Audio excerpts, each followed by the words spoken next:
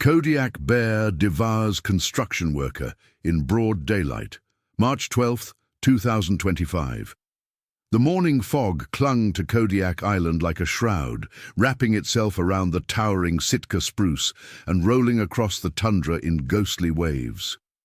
Frank Dawson pulled his thermal jacket tighter against the March chill as he stepped out of the company trailer at 5:47 a.m., his breath forming small clouds in the frigid air. The thermometer mounted outside the construction office read 22 degrees Fahrenheit, typical for this time of year in Alaska's wilderness, but Frank had learned during his 3 years working pipeline maintenance that the temperature never told the whole story. The wind factor, the humidity from the nearby Pacific, and the psychological weight of working in one of the most remote locations on Earth all contributed to a cold that seemed to seep into your bones and stay there. Frank Michael Dawson, 39 years old, had been born and raised in Billings, Montana, where he'd learned to respect the wilderness from his father, a forest ranger who'd spent 43 years tracking wildlife and maintaining backcountry trails. Frank's childhood had been filled with camping trips, hunting expeditions, and long lectures about reading animal signs and understanding predator behavior. His father, Thomas Dawson, had always emphasized that the wilderness wasn't malicious, but it was indifferent, and that indifference could kill you faster than any intentional cruelty. Frank had carried those lessons with him through his military service in Afghanistan, where he'd served 2 tours as a combat engineer, and later into his civilian career in heavy construction and pipeline maintenance. Standing 6 feet 2 inches tall with broad shoulders built from years of manual labor, Frank had the kind of weathered face that spoke of long days outdoors and hard-earned experience. His brown hair, now showing threads of premature gray at the temples, was hidden beneath a bright orange hard hat that bore the logo of North Shore Pipeline Solutions, the company that had contracted him for this remote assignment. His steel-toed boots crunched against the frost-covered gravel as he made his way toward the equipment staging area, where 3 other men were already beginning their morning routine of checking machinery and reviewing the day's work orders. The Kodiak Island Pipeline Project represented a critical link in Alaska's energy infrastructure, a 12-mile stretch of 42-inch diameter steel pipe that would carry natural gas from the offshore drilling platforms to the mainland processing facility. The section they were working on ran through some of the most challenging terrain in North America, crossing creeks, navigating around ancient rock formations, and threading through dense forests that had remained largely untouched by human activity for centuries. The environmental impact studies had taken 3 years to complete, and the construction permits had required another 18 months of bureaucratic navigation. But now, in March 2025, they were finally in the final phases of the project. Frank's crew consisted of 4 men, each bringing specialized skills to the complex task of pipeline maintenance and repair. Marcus Rivera, 28, served as the heavy equipment operator, a compact, muscular man from Phoenix who had moved to Alaska 5 years earlier, chasing the high wages and adventure of frontier construction work. Marcus had a wife, Sarah, and 2 young daughters back in Phoenix, and he video called them every evening using the satellite internet connection in the crew quarters. His expertise with bulldozers, excavators, and crane operations made him invaluable on jobs like this, where precision earth-moving could mean the difference between staying on schedule and falling months behind. James "Jimmy" Patterson, 34, handled welding and metalwork, his lean frame deceptively strong from years of wrestling with heavy steel sections and working in awkward positions. Jimmy hailed from the oil fields of North Dakota, where he'd learned his trade during the Bakken boom, before the market crash had forced him to look elsewhere for steady employment. He had a quiet, methodical personality that masked a sharp intelligence and an almost supernatural ability to diagnose problems with pipeline integrity. Jimmy lived alone in a studio apartment in Anchorage during the off-season, spending his time reading technical manuals and rebuilding vintage motorcycles. The crew's senior member was Robert Big Bob Henderson, 52 years old and a 20-year veteran of Alaska pipeline work. Big Bob stood 6 feet 4 inches and weighed nearly 300 pounds, most of it muscle earned through decades of physical labor in some of the harshest conditions on the planet. He served as the crew foreman and safety coordinator, responsibilities that had kept him alive and uninjured through projects that had claimed fingers, limbs, and occasionally lives from less careful workers. Big Bob had grown up in Fairbanks, the son of a gold miner and a schoolteacher, and he possessed an encyclopedic knowledge of Alaska wildlife, weather patterns, and survival techniques. His gruff exterior concealed a paternal instinct toward younger crew members, and he had personally trained dozens of men in the skills necessary to work safely in Alaska's wilderness. The fourth member of the crew was David Kim, 26, the team's electronics and communications specialist.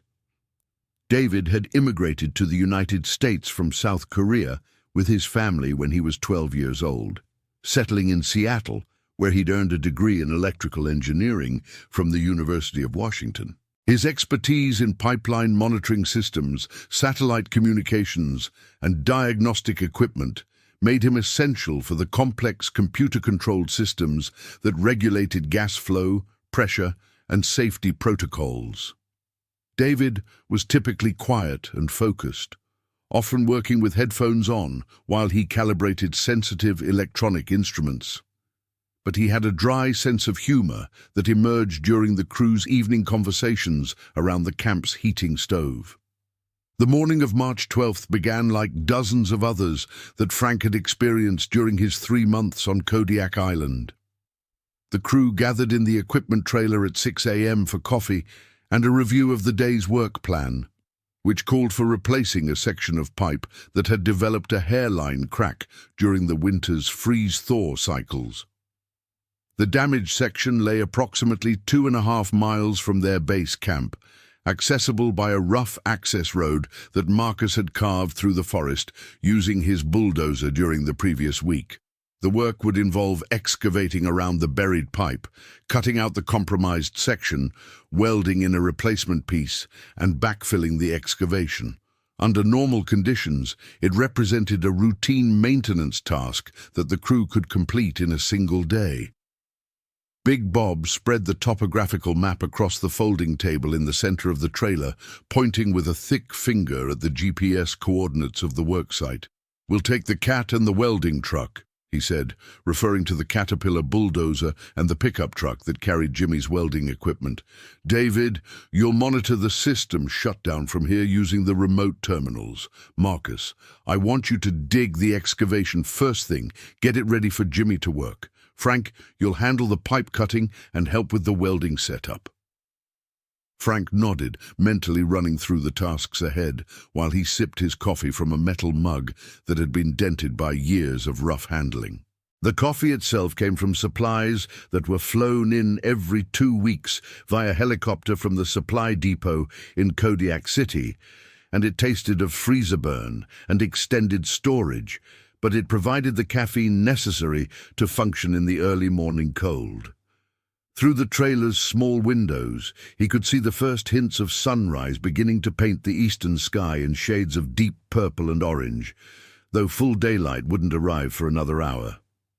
The weather forecast, which Big Bob checked religiously every morning using the satellite radio, called for partly cloudy skies with temperatures climbing into the mid-30s by afternoon. The wind was expected to remain light and variable, good conditions for outdoor work. More importantly, no storms were predicted for the next 72 hours, which meant they wouldn't face the logistical nightmare of evacuating equipment and personnel to ride out high winds or heavy snow. At 6:30, the crew began loading their equipment into the vehicles. Frank checked his personal gear methodically, a habit ingrained during his military service and reinforced by years of working in remote locations where forgetting a critical tool could cost hours or even days of delay. His tool belt contained a measuring tape, adjustable wrenches, a utility knife, safety glasses, work gloves, and a radio for communicating with the rest of the crew. His jacket pockets held energy bars, a small first aid kit, and a GPS unit that he'd bought with his own money after getting disoriented during a blizzard the previous winter. Marcus fired up the bulldozer at exactly 7 a.m., the diesel engine rumbling to life with a cloud of blue smoke that hung in the still air before gradually dissipating. The machine, a Caterpillar D6T, weighed 38,000 pounds and possessed enough power to push aside trees, rocks, and any other obstacles that might impede their progress. Marcus had painted the blade with bright orange stripes to improve visibility, a safety modification that Big Bob had suggested after a near-miss incident the previous month when Jimmy had walked too close to the machine while Marcus was backing up. The access road to the worksite wound through a section of old-growth forest that had survived the logging operations of the early 20th century through a combination of terrain difficulties and environmental protection measures. The trees, primarily Sitka spruce with scattered stands of western hemlock and Alaska cedar, towered overhead in a canopy that filtered the morning light into dappled patterns of shadow and illumination. The understory consisted of dense thickets of devil's club, elderberry, and wild rose bushes that had grown so thick in some areas that they formed nearly impenetrable walls of vegetation. Frank rode in the passenger seat of Big Bob's pickup truck, which followed the bulldozer at a careful distance to avoid the mud and debris that Marcus kicked up with his tracks. The truck's CB radio crackled periodically with updates from David back at base camp and routine check-ins from the main office in Anchorage. The company maintained strict communication protocols for crews working in remote areas, requiring position reports every 2 hours and emergency check-ins if any unusual situations developed. At 7:53 a.m., they reached the work site, a small clearing that Marcus had created by pushing aside the smaller trees and undergrowth.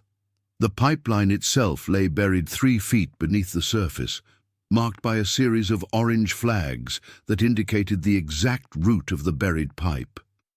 The section requiring replacement was approximately 20 feet long, necessitating an excavation that would measure roughly 30 feet by 8 feet by 4 feet deep. The soil consisted of a mixture of sandy loam and decomposed organic matter, relatively easy to dig under normal conditions, but potentially problematic if groundwater seeped into the excavation. Marcus began digging immediately, his experienced hands dancing over the bulldozer's controls as the machine bit into the earth with surgical precision. Years of operating heavy equipment in Alaska had taught him to read the soil conditions through the subtle feedback transmitted through the machine's hydraulic systems. Too much force could rupture the buried pipeline, while too little would result in inefficient digging that wasted time and fuel. The excavated material was placed in neat piles adjacent to the dig site, ready to be used as backfill once the pipe replacement was completed. Frank and Jimmy worked together to set up the welding equipment, a process that involved positioning the gas bottles, unrolling electrical cables, and calibrating the welding machine to the specifications required for pipeline work. The welding process itself demanded extreme precision, as any defects in the welds could result in catastrophic failures when the pipeline returned to service. Jimmy had spent 6 months obtaining the specialized certifications required for pipeline welding, including X-ray testing of his welds to ensure they met federal safety standards. Big Bob divided his attention between supervising the excavation work and scanning the surrounding forest for signs of wildlife activity. Alaska wildlife management protocols required construction crews to maintain constant vigilance for bears, moose, and other potentially dangerous animals, particularly during the spring months when animals were emerging from winter dormancy and competing for limited food sources. Big Bob carried a 12-gauge shotgun loaded with bear slugs, and each crew member wore a small air horn on his belt for scaring away curious wildlife. The morning progressed smoothly, with Marcus completing the excavation by 10:15 a.m. and Jimmy beginning the process of cutting out the damaged pipe section. The crack in the pipe was hairline thin, but extended for nearly 18 inches along the bottom of the pipe, the result of ground movement caused by freeze-thaw cycles. Left unrepaired, the crack would eventually grow larger and could potentially result in a gas leak that would require shutting down the entire pipeline system. At 10:47 a.m., Frank noticed fresh scratches on the bark of a large Sitka spruce tree approximately 30 yards from the worksite. The scratches appeared to be claw marks, too large and too high to have been made by any animal smaller than a bear. Frank had seen similar marks during his childhood camping trips in Montana, and his father had taught him to recognize the signs that indicated recent bear activity in an area.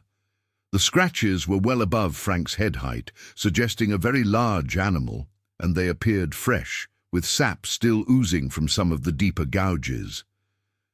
Frank walked over to where Big Bob was monitoring Jimmy's cutting work and quietly pointed out the claw marks. Big Bob studied them for several minutes, his weathered face growing serious as he considered the implications. "Grizzly," he said finally, keeping his voice low to avoid alarming the other crew members. "Big one too.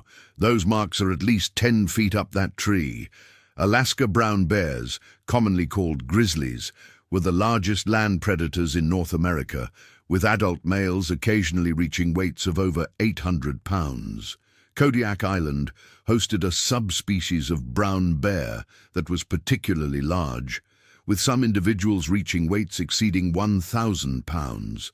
The bears typically emerged from winter hibernation in late March or early April, making them active but potentially unpredictable as they searched for food after months of winter dormancy. Big Bob made the decision to continue working, but implement enhanced safety protocols.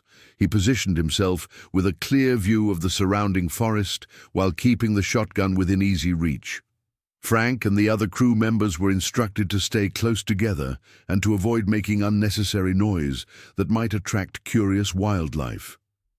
The work proceeded, but with an underlying tension that hadn't been present earlier in the morning. At 11:32 a.m., Marcus shut down the bulldozer to allow Jimmy to work without the noise and vibration from the diesel engine. The sudden silence seemed almost oppressive after hours of mechanical noise, and the natural sounds of the forest became clearly audible for the first time that morning. Birds called from the canopy overhead, and the breeze rustled through the undergrowth with a sound like whispered conversations. Frank found himself listening intently to every sound, his military training having taught him to remain alert to changes in the acoustic environment that might indicate approaching threats. Jimmy worked methodically with his cutting torch, the blue-white flame creating a shower of sparks as it sliced through the steel pipe. The process required approximately 20 minutes to complete, and Jimmy maintained constant communication with Big Bob and Frank to ensure that everyone remained clear of the cutting area. The acrid smell of burning metal mixed with the forest sense of pine needles and damp earth, creating an incongruous blend of industrial and natural aromas. At 12:07 p.m., Frank was kneeling beside the excavation, measuring the dimensions of the cut pipe section to ensure that the replacement piece would fit properly, when he heard a sound that made him freeze. It was a low, rumbling noise, almost like distant thunder, but it came from somewhere in the forest rather than from the sky. The sound lasted for approximately 3 seconds and then stopped, leaving Frank wondering if he had imagined it. Big Bob had heard it too, and he was already moving toward his shotgun when the sound came again, closer this time, and clearly identifiable as the vocalization of a large animal. Frank had heard similar sounds during nature documentaries, but experiencing it in person was entirely different. The low rumble seemed to resonate through the ground itself, creating a visceral response that triggered every survival instinct that evolution had built into the human nervous system. "Everyone stop what you're doing," Big Bob said quietly but firmly. "We've got company." The bear emerged from the forest at 12:09 p.m., approximately 60 yards from the worksite. Frank's first impression was one of sheer size. The animal stood nearly 4 feet tall at the shoulder while walking on all fours, with a massive head that seemed disproportionately large even for its enormous body.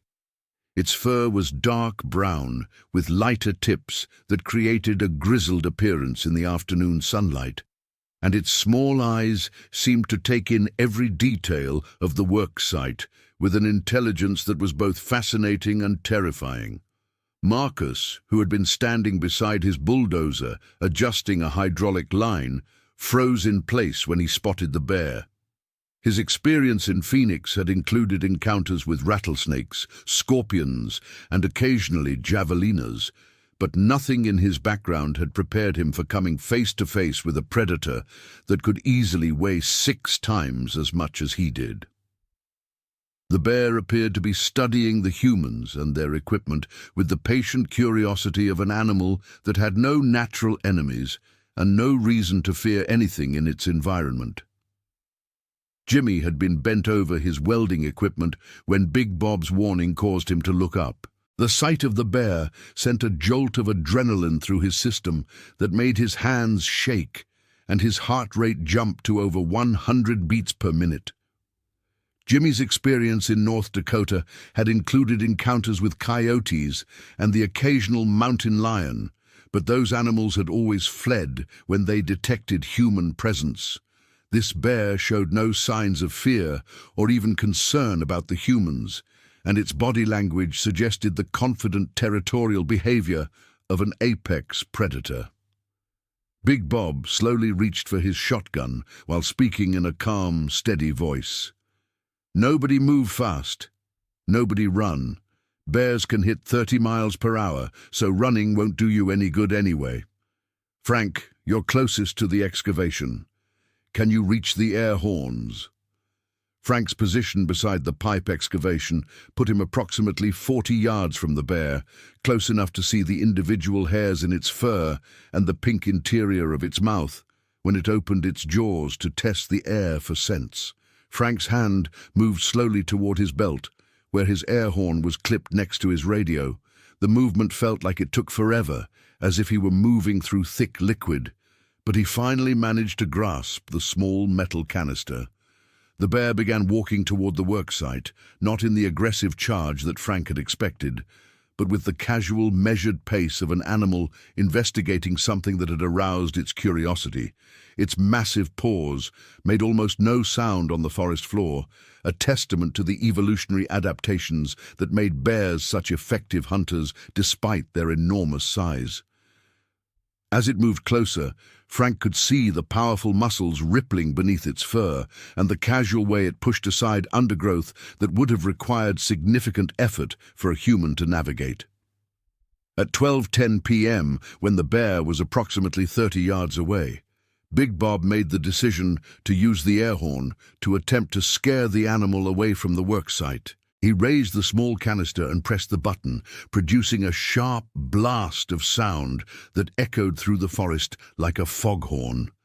The bear stopped walking and raised its head, but showed no signs of fear or concern about the noise. If anything, the sound seemed to increase its curiosity about these strange creatures that had invaded its territory. Frank found himself remembering his father's teachings about bear behavior, lessons that had seemed academic during his childhood, but now took on urgent practical importance. Brown bears were omnivores that typically avoided confrontations with humans unless they felt threatened, were protecting cubs, or were competing for food sources. This bear appeared to be a solitary adult male, which suggested that it wasn't protecting young, but it might be responding to the scents from the crew's lunch supplies or investigating the unusual sights and sounds of the construction activity. The bear resumed its approach, and Big Bob made the difficult decision to fire a warning shot. Alaska wildlife protocols recommended using noise deterrents before resorting to lethal force, but they also emphasized that human safety took precedence over wildlife protection when the two came into conflict. Big Bob raised the shotgun and fired a single slug into the air, the sharp crack of the gunshot echoing through the forest and sending birds flying from the trees. The gunshot had an immediate effect on the bear, but not the one that Big Bob had hoped for. Instead of fleeing, the animal reared up on its hind legs, standing nearly 8 feet tall and displaying the full magnitude of its physical power. From this position, it had a clear view of the entire worksite and could easily identify each of the human figures that had disturbed its territory. The bear's mouth opened, revealing teeth that seemed impossibly large, and it emitted a roar that Frank felt as much as heard, a sound that seemed to originate from some primordial nightmare. Marcus broke first, his nerve finally snapping under the psychological pressure of facing a predator that seemed to belong in prehistoric times rather than the modern world. He bolted toward his bulldozer, hoping to reach the safety of the enclosed cab, but his sudden movement triggered the bear's prey drive. The animal dropped back to all fours and began moving toward Marcus with a speed that seemed impossible for something so large. Frank watched in horror as the bear closed the distance to Marcus in a matter of seconds, its powerful legs propelling it across the rough terrain with the fluid grace of a natural athlete. Marcus reached his bulldozer and was climbing toward the cab when the bear reached him, its massive paw striking him in the lower back with enough force to send him flying through the air like a rag doll. Marcus hit the ground hard, rolling several times before coming to rest against a pile of excavated dirt, approximately 15 feet from where the bear had struck him.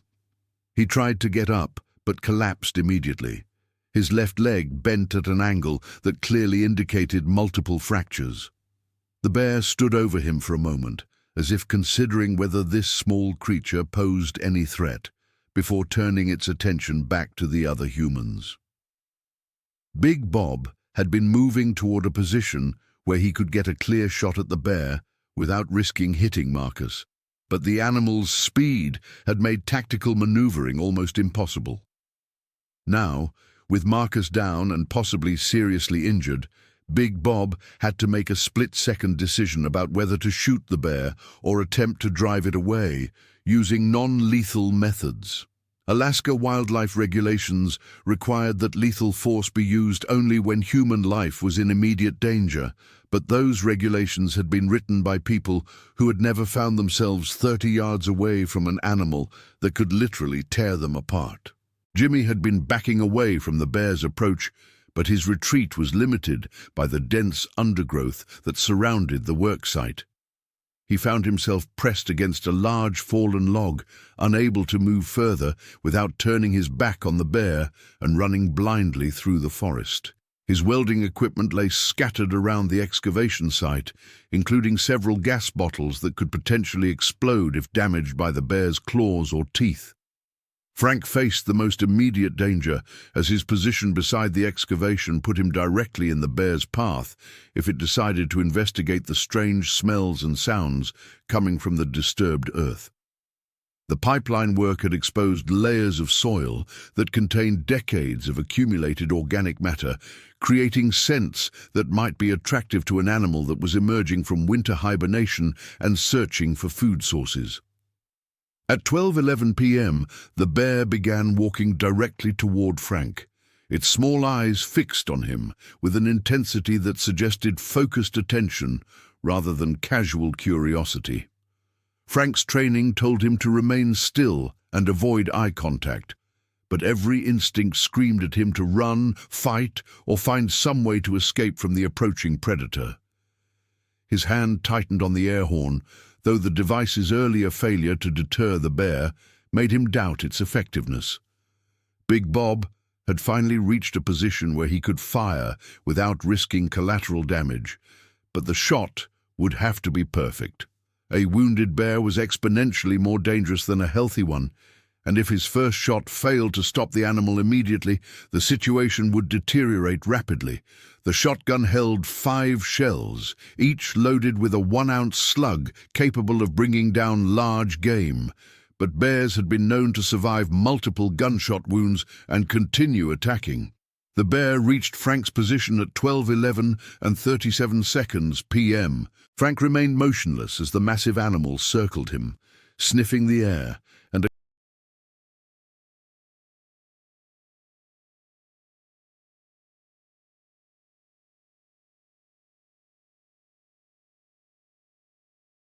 occasionally making low rumbling sounds deep in its throat.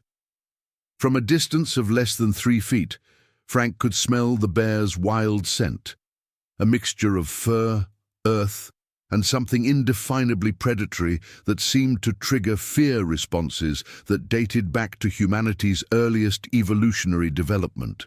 Frank could see individual scars in the bear's fur, evidence of past battles with other bears, encounters with thorny undergrowth, or possibly conflicts with human activity.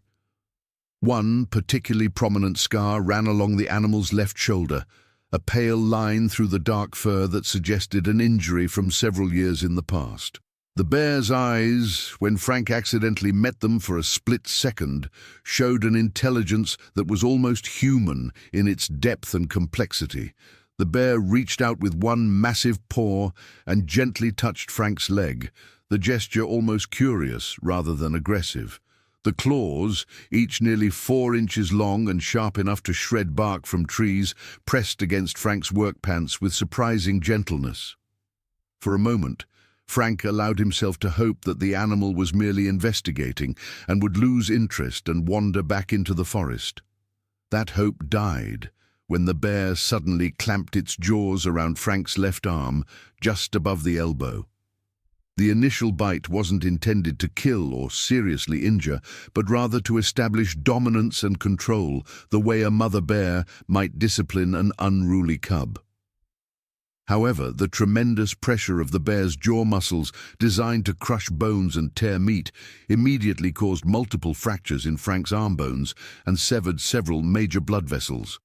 Frank's scream echoed through the forest, a sound of pure agony that seemed to galvanize everyone else into action. Big Bob raised his shotgun and fired, the slug striking the bear in the right shoulder and spinning it partially around. The bear released Frank's arm but didn't retreat, instead turning toward Big Bob with a roar that conveyed both pain and fury. The wounded bear charged toward Big Bob, who worked the shotgun's action and fired again, this shot catching the animal in the chest, but failing to stop its forward momentum. Bears possessed extraordinary resilience to injury, their dense fur, thick hide, and layers of fat providing protection that could absorb tremendous damage while still allowing them to function. The second shot staggered the bear, but didn't bring it down, and Big Bob found himself facing 800 pounds of wounded predator, with only 3 shells remaining in his weapon. Frank had collapsed beside the excavation, his left arm hanging at an impossible angle and blood streaming from multiple puncture wounds where the bear's teeth had penetrated his flesh. The median nerve in his arm had been severed, causing immediate numbness in his fingers, while the brachial artery had been punctured, creating a life-threatening hemorrhage that would be fatal within minutes if not controlled. Marcus, still lying where the bear had thrown him, tried to crawl toward his bulldozer but found that his left leg wouldn't support any weight and his right hip felt as if it had been dislocated. Every movement sent waves of pain through his body, and he could taste blood in his mouth, suggesting internal injuries that might be even more serious than his obvious fractures. Jimmy had managed to reach his welding equipment and was holding an acetylene torch, though he hadn't yet ignited the flame. The torch could potentially serve as a weapon if the bear approached him, but it would require getting within arm's reach of an animal that had already demonstrated its ability to inflict devastating injuries in seconds. David's voice crackled over the radio from base camp, requesting a routine status update that seemed surreal given the chaos unfolding at the worksite. "Mobile unit, this is base camp. Please confirm your position and status. Over."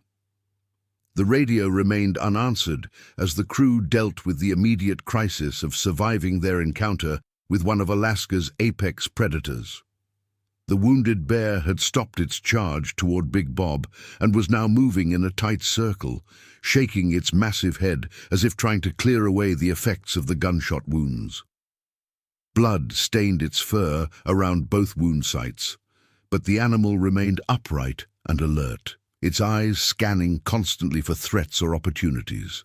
Wounded bears had been known to remain dangerous for hours after sustaining injuries that would quickly kill other animals, their incredible constitution and high pain tolerance allowing them to function despite severe trauma.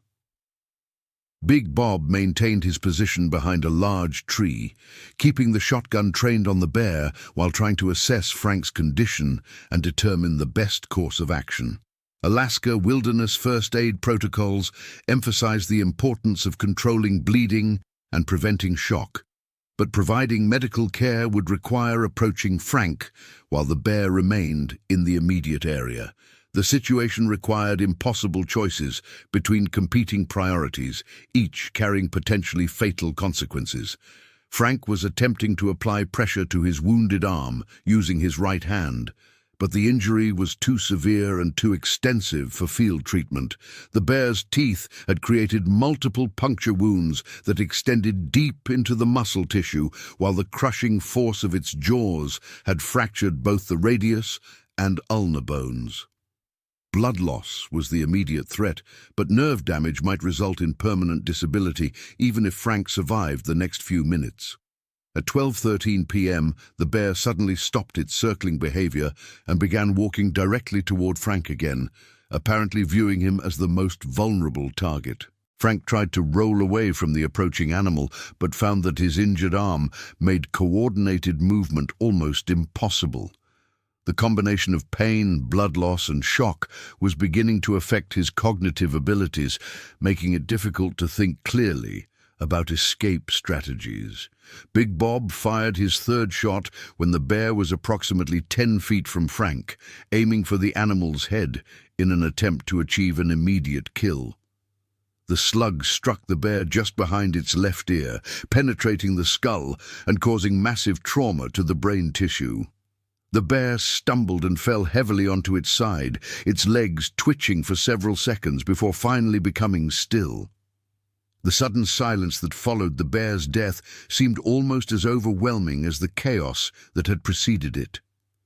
For several minutes, none of the crew members moved, each man processing the reality that they had survived an encounter that could easily have killed all of them. The smell of gunpowder mixed with the metallic scent of blood and the wild odor of the bear's fur, creating a sensory memory that would remain with each survivor for the rest of their lives. Big Bob approached the fallen bear cautiously, keeping his shotgun ready in case the animal was merely unconscious rather than dead. Bears had been known to recover from seemingly fatal injuries and continue attacking, and Alaska wildlife protocols recommended extreme caution when approaching any wounded or apparently dead bear. The animal's chest showed no signs of breathing, and its eyes had the flat, unfocused appearance that indicated death. But Big Bob waited several minutes before declaring the bear dead and turning his attention to his injured crew members. Frank's condition was the most immediately life-threatening, with blood loss approaching dangerous levels and potential complications from shock and infection. Big Bob used his belt as a makeshift tourniquet above Frank's elbow, tightening it until the bleeding slowed to a manageable level. The improvised tourniquet would prevent fatal blood loss, but could cause tissue damage if left in place too long, creating a new set of medical challenges that would require professional intervention. Marcus was conscious but pale, his left leg clearly broken in multiple places and his breathing shallow and rapid. Big Bob suspected internal injuries, possibly including damage to the spleen or liver based on Marcus's symptoms and the tremendous force of the bear's initial attack. Moving Marcus without proper medical equipment could potentially worsen his injuries, but leaving him lying on the cold ground could lead to hypothermia and shock. Jimmy had escaped physical injury, but was showing signs of severe psychological trauma, including trembling hands, rapid breathing, and an inability to focus on conversations or instructions. Combat veterans and emergency responders recognized these symptoms as the early stages of acute stress reaction, a condition that could impair decision-making abilities and potentially lead to long-term psychological problems if not properly addressed. Big Bob used his radio to contact David at base camp, providing a terse summary of the situation and requesting immediate medical evacuation. Base camp, this is mobile unit. We have a medical emergency. Bear attack with multiple casualties. Need immediate helicopter medevac and emergency medical support. Over. David's response reflected his shock at the unexpected news. Mobile unit, say again your last transmission. Did you say bear attack? Over. Affirmative, base camp. Large brown bear attacked the worksite at 12:09 p.m. Bear is deceased. Frank has severe arm injuries with significant blood loss. Marcus has multiple fractures and possible internal injuries. Both need immediate hospital care. Over. David immediately began implementing the company's emergency response protocols, which included contacting the Alaska State Troopers, the Coast Guard Rescue Coordination Center, and the nearest hospital emergency room.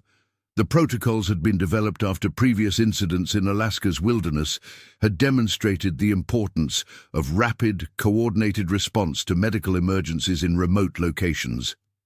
The nearest hospital was located in Kodiak City, approximately 47 miles from the worksite, but the rough terrain made ground transportation impossible. Helicopter evacuation represented the only practical option for reaching advanced medical care within the time frame necessary to save Frank's life and properly treat Marcus's injuries. However, helicopter operations in Alaska were complicated by weather conditions, terrain challenges, and the limited number of aircraft equipped for medical evacuations. Big Bob continued providing first aid to Frank and Marcus while monitoring Jimmy for signs of psychological deterioration. Alaska Wilderness First Aid protocols emphasized the importance of maintaining group cohesion and preventing panic reactions that could lead to additional injuries or poor decision-making. Big Bob's experience in wilderness emergencies had taught him that the period immediately following a traumatic incident was often when secondary accidents occurred due to shock, fatigue, and impaired judgment. Frank drifted in and out of consciousness, his body's natural response to blood loss and pain. During his lucid moments, he experienced flashbacks to his military service in Afghanistan, where he had witnessed similar traumatic injuries from IED explosions and sniper attacks. The similarity between combat injuries and the bear attack created a psychological overlay that intensified his stress response and made it more difficult to remain calm and focused. Marcus remained conscious but was becoming increasingly disoriented, asking repeatedly about his wife and daughters, and expressing concern about missing his scheduled video call with them that evening. His questions became repetitive and sometimes nonsensical, suggesting possible brain injury from the impact when the bear had thrown him against the excavated dirt pile. Head injuries were notoriously difficult to assess in field conditions, and the possibility of intracranial bleeding added another layer of urgency to the medical evacuation. Jimmy began showing signs of delayed shock, including nausea, dizziness, and difficulty maintaining his body temperature despite the relatively mild weather conditions. Big Bob helped Jimmy sit down with his back against a tree and gave him an energy bar and water bottle, basic interventions that could help stabilize his condition until professional help arrived. At 12:42 p.m., David reported that a Coast Guard rescue helicopter was being dispatched from Air Station Kodiak, with an estimated arrival time of 45 minutes. The helicopter crew included a flight surgeon and a rescue swimmer, both trained in wilderness emergency medicine and experienced in evacuating casualties from remote locations. However, The helicopter would need to find a suitable landing zone near the worksite, which might require additional time and potentially moving the injured men to a more accessible location. Big Bob used his GPS unit to identify potential helicopter landing zones within carrying distance of the worksite, looking for areas that were relatively flat, clear of obstacles, and large enough to accommodate the Coast Guard's MH-60 Jayhawk helicopter.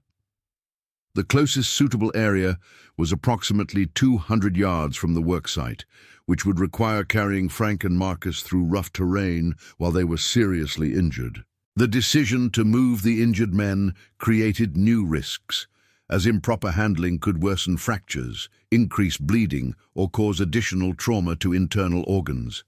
However, leaving them at the worksite would make helicopter evacuation impossible, potentially condemning them to death from treatable injuries. Big Bob made the difficult choice to begin moving Frank first, as his condition was the most immediately life-threatening. Moving Frank required creating an improvised stretcher using materials available at the worksite. Big Bob and Jimmy used a section of canvas tarp and 2 pieces of steel pipe to create a basic litter that could distribute Frank's weight and minimize the risk of further injury during transport. The improvised stretcher wasn't ideal, but it represented the best option available under the circumstances. The journey from the worksite to the landing zone took nearly 20 minutes, with Big Bob and Jimmy alternating as stretcher bearers while David provided radio updates on the helicopter's progress. Frank remained semi-conscious throughout the transport, occasionally crying out when the stretcher movement aggravated his injuries. The tourniquet on his arm had successfully controlled the bleeding, but the extended period of reduced circulation raised concerns about tissue damage and the possibility of limb amputation. Marcus's transport presented even greater challenges due to his size and the suspected internal injuries. Moving him required all 3 uninjured crew members working together with frequent rest stops to assess his condition and adjust their carrying technique. Marcus's level of consciousness continued to fluctuate, and he experienced several episodes of vomiting that raised additional concerns about head injury and internal bleeding. The Coast Guard helicopter appeared over the tree line at 1:27 p.m., its distinctive orange and white paint scheme clearly visible against the cloudy sky. The pilot circled the landing zone several times, assessing wind conditions and identifying obstacles before making his final approach. The helicopter's rotor wash created a whirlwind of debris and loose material, forcing the ground crew to shield their eyes and secure any loose equipment. Flight Surgeon Lieutenant Commander Sarah Mitchell jumped from the helicopter before it had fully settled on the ground, carrying a medical kit that contained advanced trauma supplies not available to the construction crew. Dr. Mitchell had specialized training in wilderness medicine and had responded to dozens of similar emergencies throughout Alaska, but bear attack injuries presented unique challenges due to the combination of crushing trauma, puncture wounds, and psychological stress.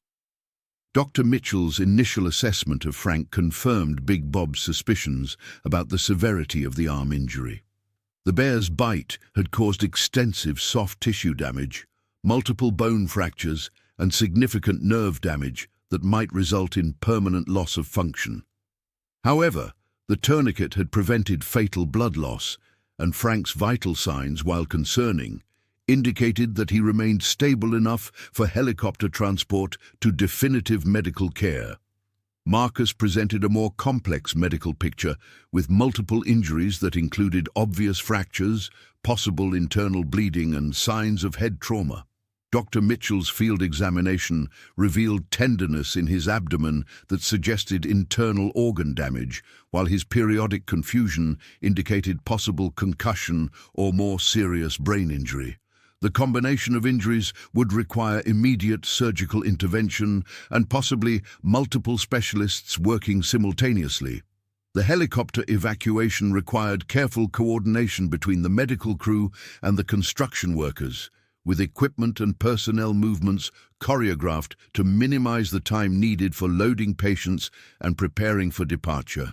Jimmy helped carry Frank's stretcher to the helicopter, while Big Bob assisted with Marcus, both men working despite their own psychological trauma and physical exhaustion.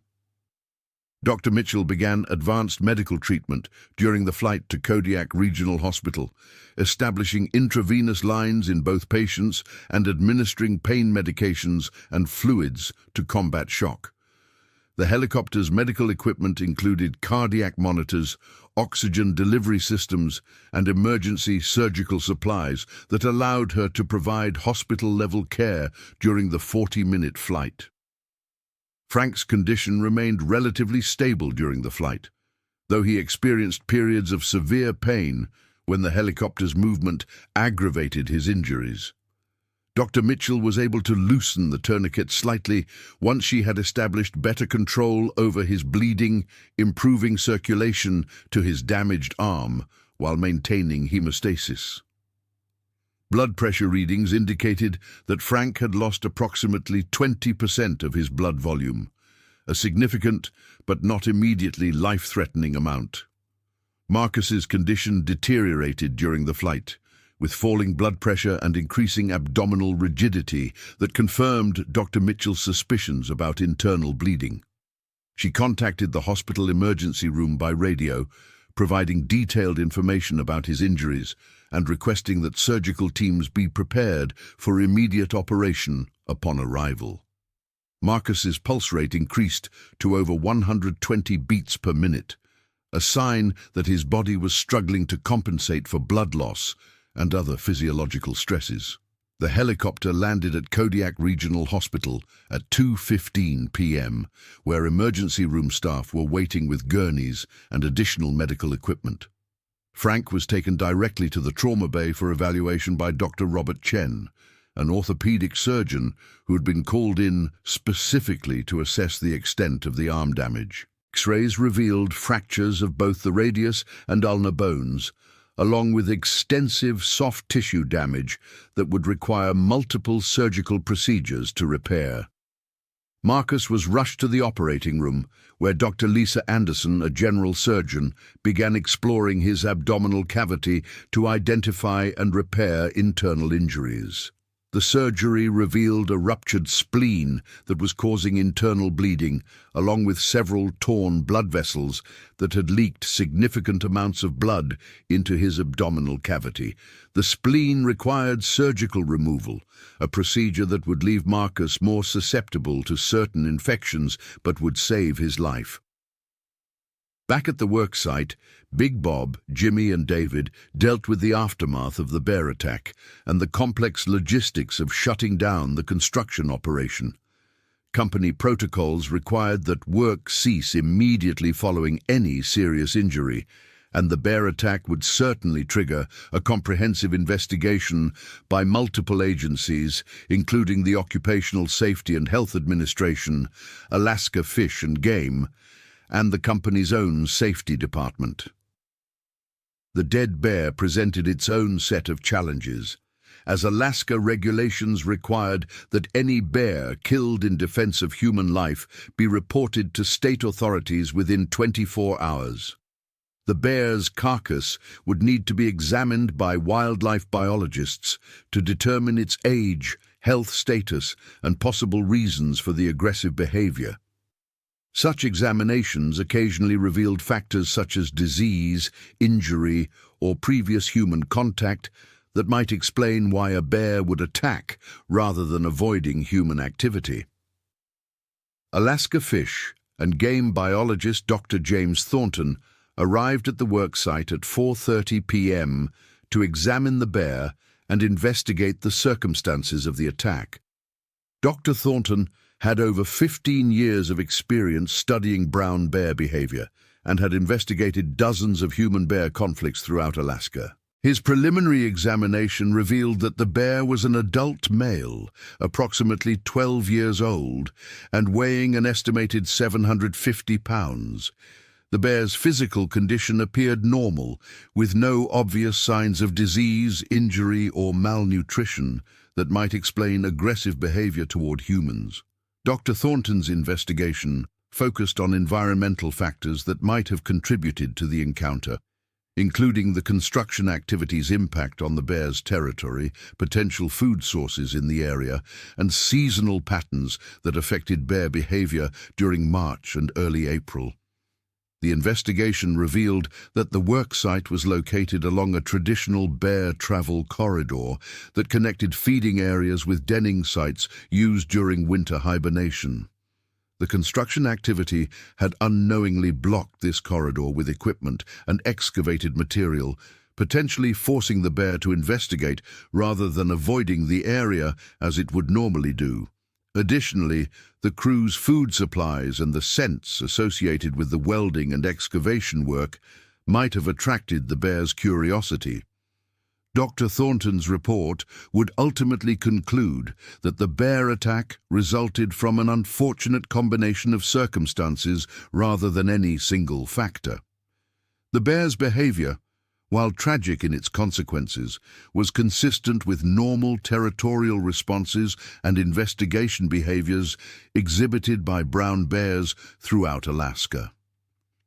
The report's recommendations would include enhanced wildlife awareness training for construction crews and improved protocols for identifying and avoiding high-risk areas during bear season. Meanwhile, at Kodiak Regional Hospital, Frank's surgery began at 3:45 p.m. under the direction of Dr. Chen and a surgical team that included vascular surgeons, plastic surgeons, and an anesthesiologist experienced in trauma cases. The complexity of Frank's injuries required multiple specialists working simultaneously to repair bone fractures, reconnect severed blood vessels, and address the extensive soft tissue damage caused by the bear's teeth.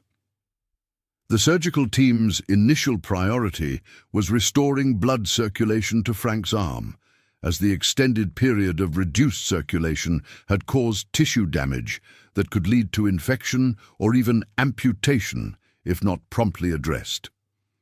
Vascular surgeon Dr. Maria Santos successfully reconnected the brachial artery and several smaller blood vessels, restoring adequate circulation to Frank's hand and fingers for the first time in over 4 hours.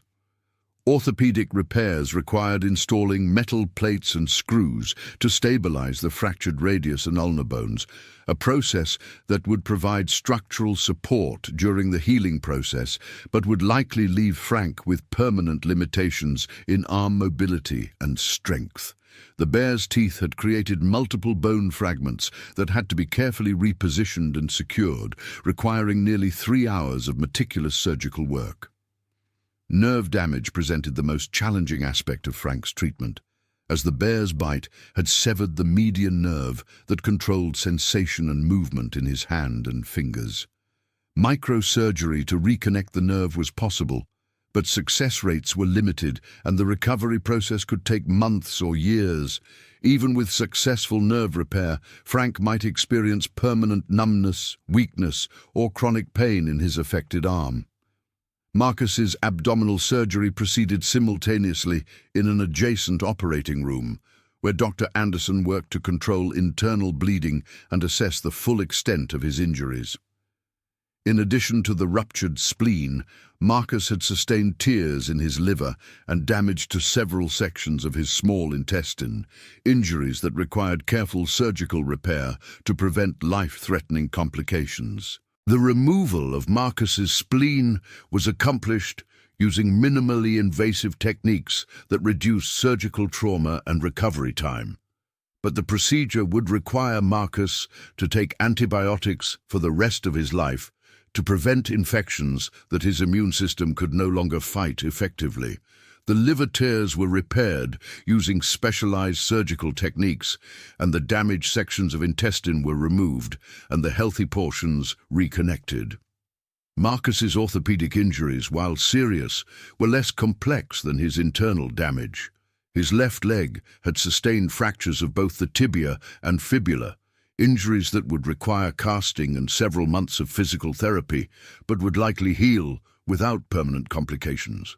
His hip dislocation was successfully reduced in the emergency room, and follow-up X-rays showed no signs of fracture or ongoing instability. Both patients survived their initial surgeries and were transferred to the intensive care unit for monitoring and recovery, though their long-term prognoses remained uncertain.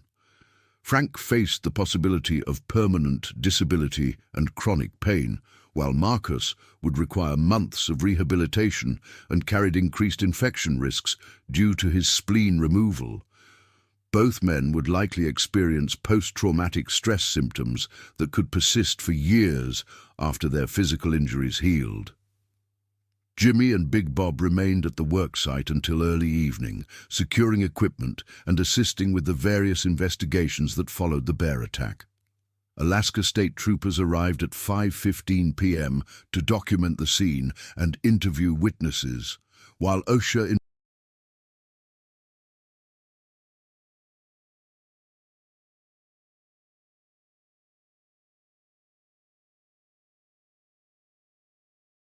investigators flew in the following morning to begin their comprehensive review of safety protocols and emergency response procedures.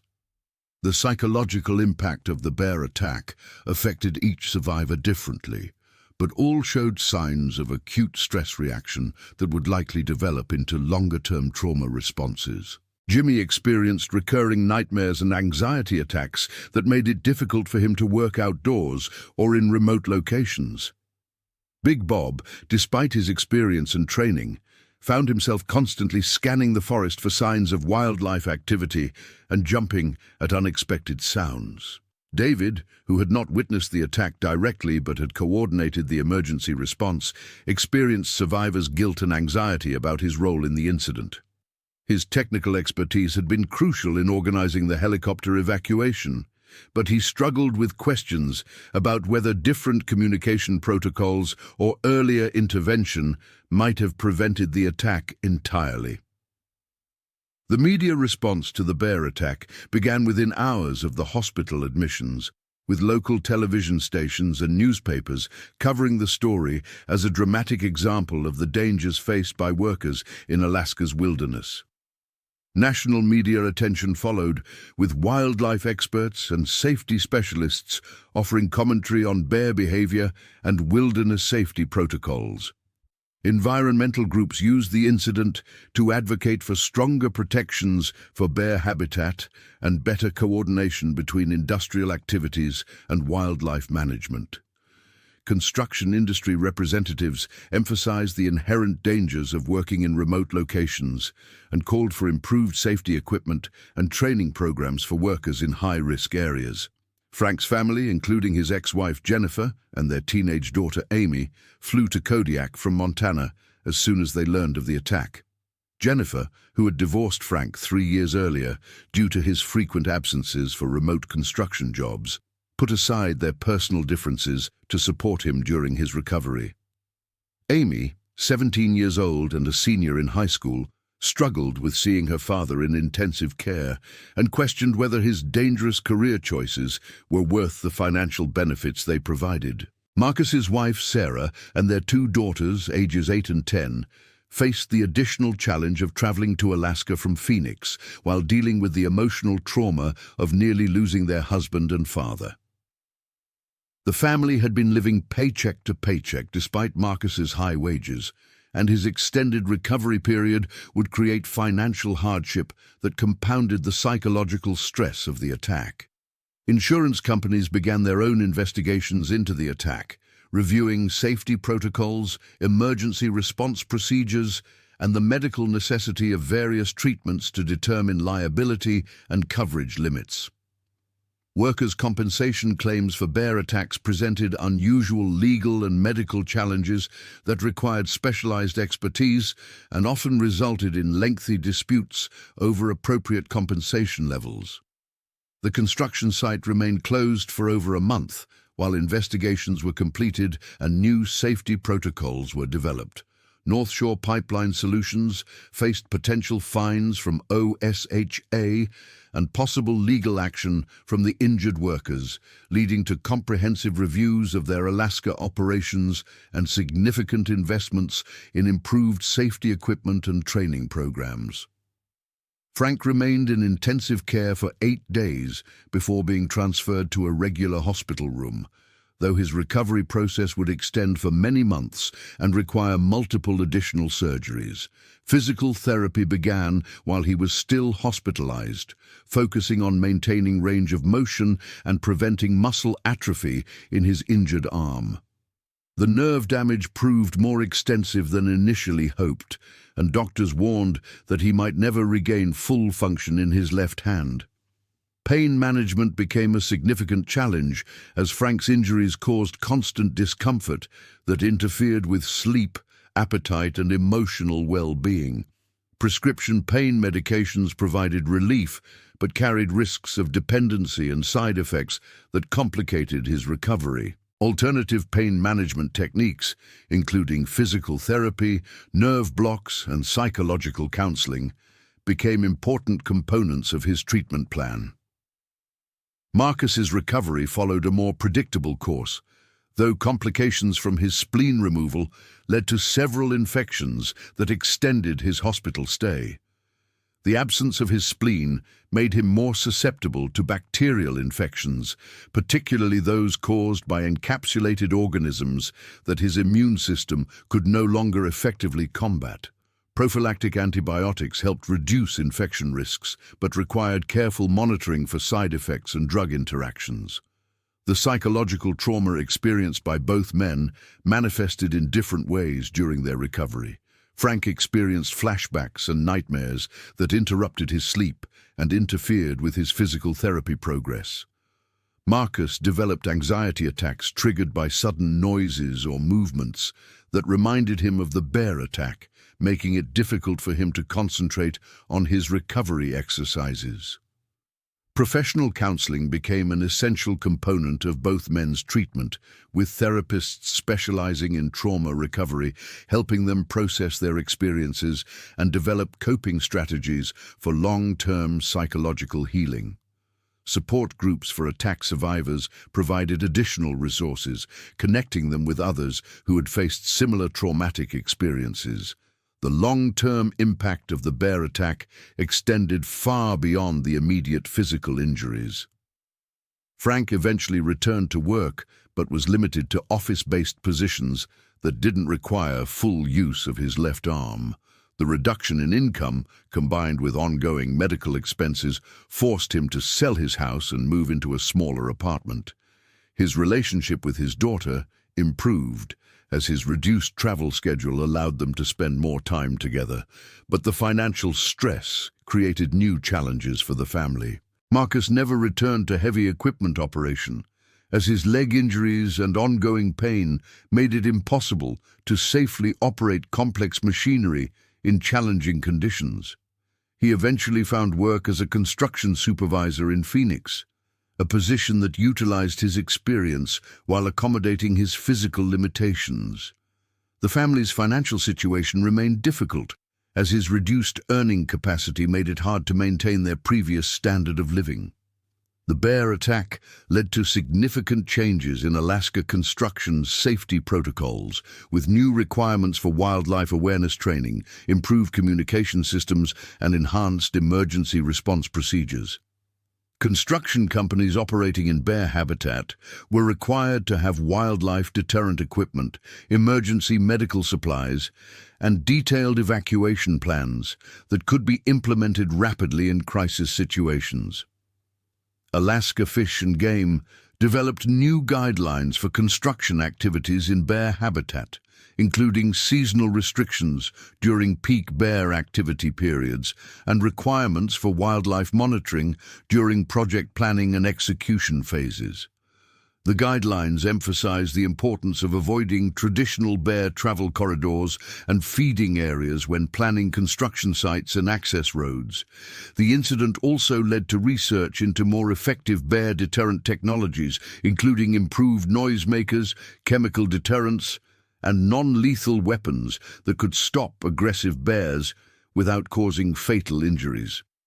Wildlife biologists worked with engineers to develop systems that could automatically detect approaching bears and activate deterrent measures before human-bear conflicts developed. Training programs for workers in bear habitat were expanded to include hands-on experience with deterrent equipment, realistic scenario training, and psychological preparation for wildlife encounters. The programs emphasized that bear attacks were rare but potentially fatal, requiring constant vigilance and immediate, coordinated responses when they occurred. Medical facilities in rural Alaska improved their trauma response capabilities based on lessons learned from the bear attack, including enhanced helicopter evacuation procedures, improved trauma supplies, and specialized training for medical personnel dealing with wildlife attack injuries. The improvements were designed to reduce response times and improve survival rates for future wilderness emergencies. Frank's story became the subject of a documentary film that explored the broader issues of working in Alaska's wilderness and the complex relationship between human industrial activity and wildlife habitat. The film interviewed all the survivors, their families, and the various professionals involved in the emergency response and recovery process, creating a comprehensive examination of how a single traumatic event affected an entire community. The documentary raised questions about whether such risks were justified by the economic benefits of Alaska resource development, and whether more could be done to prevent human-wildlife conflicts without stopping industrial activity entirely. Environmental groups and industry representatives debated these questions in public forums, leading to ongoing discussions about balancing economic development with wildlife protection. Marcus participated in safety training programs for construction companies, sharing his experience with other workers and emphasizing the importance of following safety protocols and maintaining situational awareness in wilderness settings. His presentations were credited with improving safety awareness and reducing the number of wildlife encounters at construction sites throughout Alaska. Jimmy eventually returned to construction work, but never again took assignments in remote wilderness areas, choosing instead to work on projects near urban centers where wildlife encounters were less likely. His experience with trauma counseling helped him develop coping strategies, but he continued to experience anxiety in outdoor settings and avoided camping or hunting activities that had previously been important parts of his life. Big Bob used his experience from the bear attack to develop improved safety training programs for Alaska construction crews, incorporating realistic scenario training and emphasizing the rapid decision-making skills necessary for wilderness emergencies. His programs became widely adopted throughout the industry and were credited with preventing several potential wildlife conflicts through improved awareness and preparation. David continued working in pipeline construction, but specialized in remote monitoring systems that reduced the need for personnel to work in high-risk areas. His technical innovations included automated monitoring equipment and improved communication systems that allowed construction crews to work more safely in wilderness environments. The bear attack of March 12, 2025 became a watershed moment for wilderness construction safety in Alaska, leading to fundamental changes in how companies approached wildlife risks and emergency preparedness. The incident demonstrated that even experienced crews with proper equipment could face life-threatening situations that required split-second decision-making and coordinated emergency responses. The broader lessons from the attack extended beyond construction safety to include wildlife management, medical emergency response, and the psychological support systems necessary for trauma recovery. The incident showed how a single unexpected event could create cascading effects that influenced policies, procedures, and personal lives for years after the original trauma occurred. Frank's recovery continued for over 2 years, with multiple surgeries to address nerve damage and ongoing complications from his arm injury. He eventually regained partial function in his left hand, but remained permanently disabled and unable to return to manual labor. His experience with the healthcare system, insurance companies, and disability benefits highlighted the complex challenges faced by workers injured in remote locations. The financial impact of the attack affected both families for many years, with medical expenses, lost income, and ongoing treatment costs creating long-term economic hardship. Workers' compensation benefits provided some support, but the complexity of wilderness injury cases often led to disputes and delays that added stress to the recovery process. Legal proceedings related to the attack extended for several years, with questions about corporate responsibility, safety protocol adequacy, and appropriate compensation levels requiring extensive litigation to resolve. The cases established legal precedents for wilderness, workplace safety, and employer liability that influenced similar cases throughout Alaska and other states with comparable wilderness work environments. The psychological impact of the bear attack continued to affect all involved parties long after their physical injuries healed, demonstrating the complex and lasting nature of trauma recovery. Support groups, counseling programs, and peer support networks became essential resources for helping survivors and their families cope with the long-term effects of their experience. The story of the March 12, 2025 bear attack ultimately became a testament to human resilience and the importance of community support in overcoming traumatic experiences. While the physical and emotional scars would remain with the survivors for the rest of their lives, their recovery and adaptation demonstrated the capacity for healing and growth even after the most devastating events. The incident also highlighted the ongoing tension between human economic activity and wildlife conservation in Alaska's wilderness areas, a conflict that requires constant attention and adaptive management to minimize risks to both human safety and wildlife populations. The lessons learned from this single bear attack continued to influence policy and practice decisions for years afterward, creating a lasting legacy that extended far beyond the immediate participants in the tragic event. The next stories. Kodiak Bear. Malls, 55-year-old pilot after emergency landing. October 12, 2025. The morning mist hung thick over Kodiak Island like a burial shroud, obscuring the jagged peaks of the Kodiak Mountains and casting an otherworldly pall across the sprawling wilderness that stretched endlessly in all directions. Captain George Franklin had been flying these treacherous Alaskan routes for 37 years, his weathered hands gripping the controls of the twin-engine Cessna 402 with the practiced ease of a man who had learned to read the sky's moods like an ancient mariner reads the sea. At 55, his steel-gray hair was thinning at the crown, and deep lines etched his face from decades of squinting against Arctic glare and the relentless stress of navigating some of the most unforgiving airspace in North America. Beside him, in the cramped cockpit, 28-year-old Marcus Chen clutched his flight manual with white knuckles, his dark eyes constantly scanning the instrument panel with the nervous intensity of a relatively new pilot still learning to trust his instincts over his instruments. Marcus had been George's co-pilot for only 8 months, having transferred from a commercial airline position in Seattle to pursue his dream of bush flying in Alaska.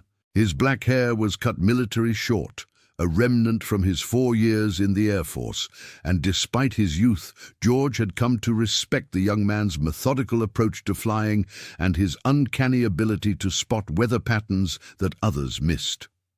The cargo they carried that October morning was routine by Alaskan standards, but would have seemed extraordinary anywhere else.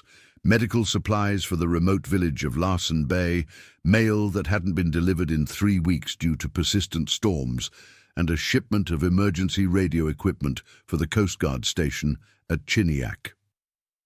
The manifest showed a total weight of 2,847 pounds, well within the aircraft's limits. But George knew that weight distribution in these small planes could mean the difference between a smooth flight and disaster.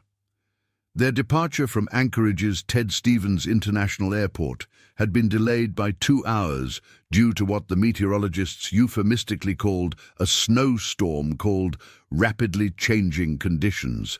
George preferred the more honest terminology his grandfather had used, weather that'll kill you if you're not careful. The National Weather Service had issued multiple warnings about wind shear and unexpected downdrafts in the mountainous regions of Kodiak Island, phenomena that had claimed the lives of dozens of pilots over the years. The mountains created their own weather systems, funneling winds into deadly channels and spawning microbursts that could slam an aircraft into the ground with the force of an invisible giant's fist. As they approached the halfway point of their journey, flying at 8,500 feet to clear the jagged peaks below, George noticed the first subtle signs that something was going wrong. The engine temperature gauge on the port engine began fluctuating, the needle dancing between normal and the yellow warning zone, with an irregular rhythm that sent a chill down his spine. He had seen this pattern before, usually just before catastrophic engine failure.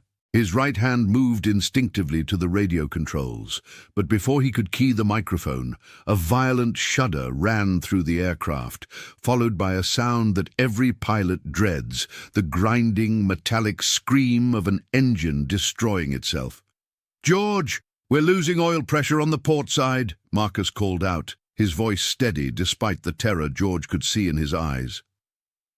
The younger pilot's training was kicking in, his fingers flying across the instrument panel as he began the emergency engine shutdown procedures they had practiced countless times but never hoped to use.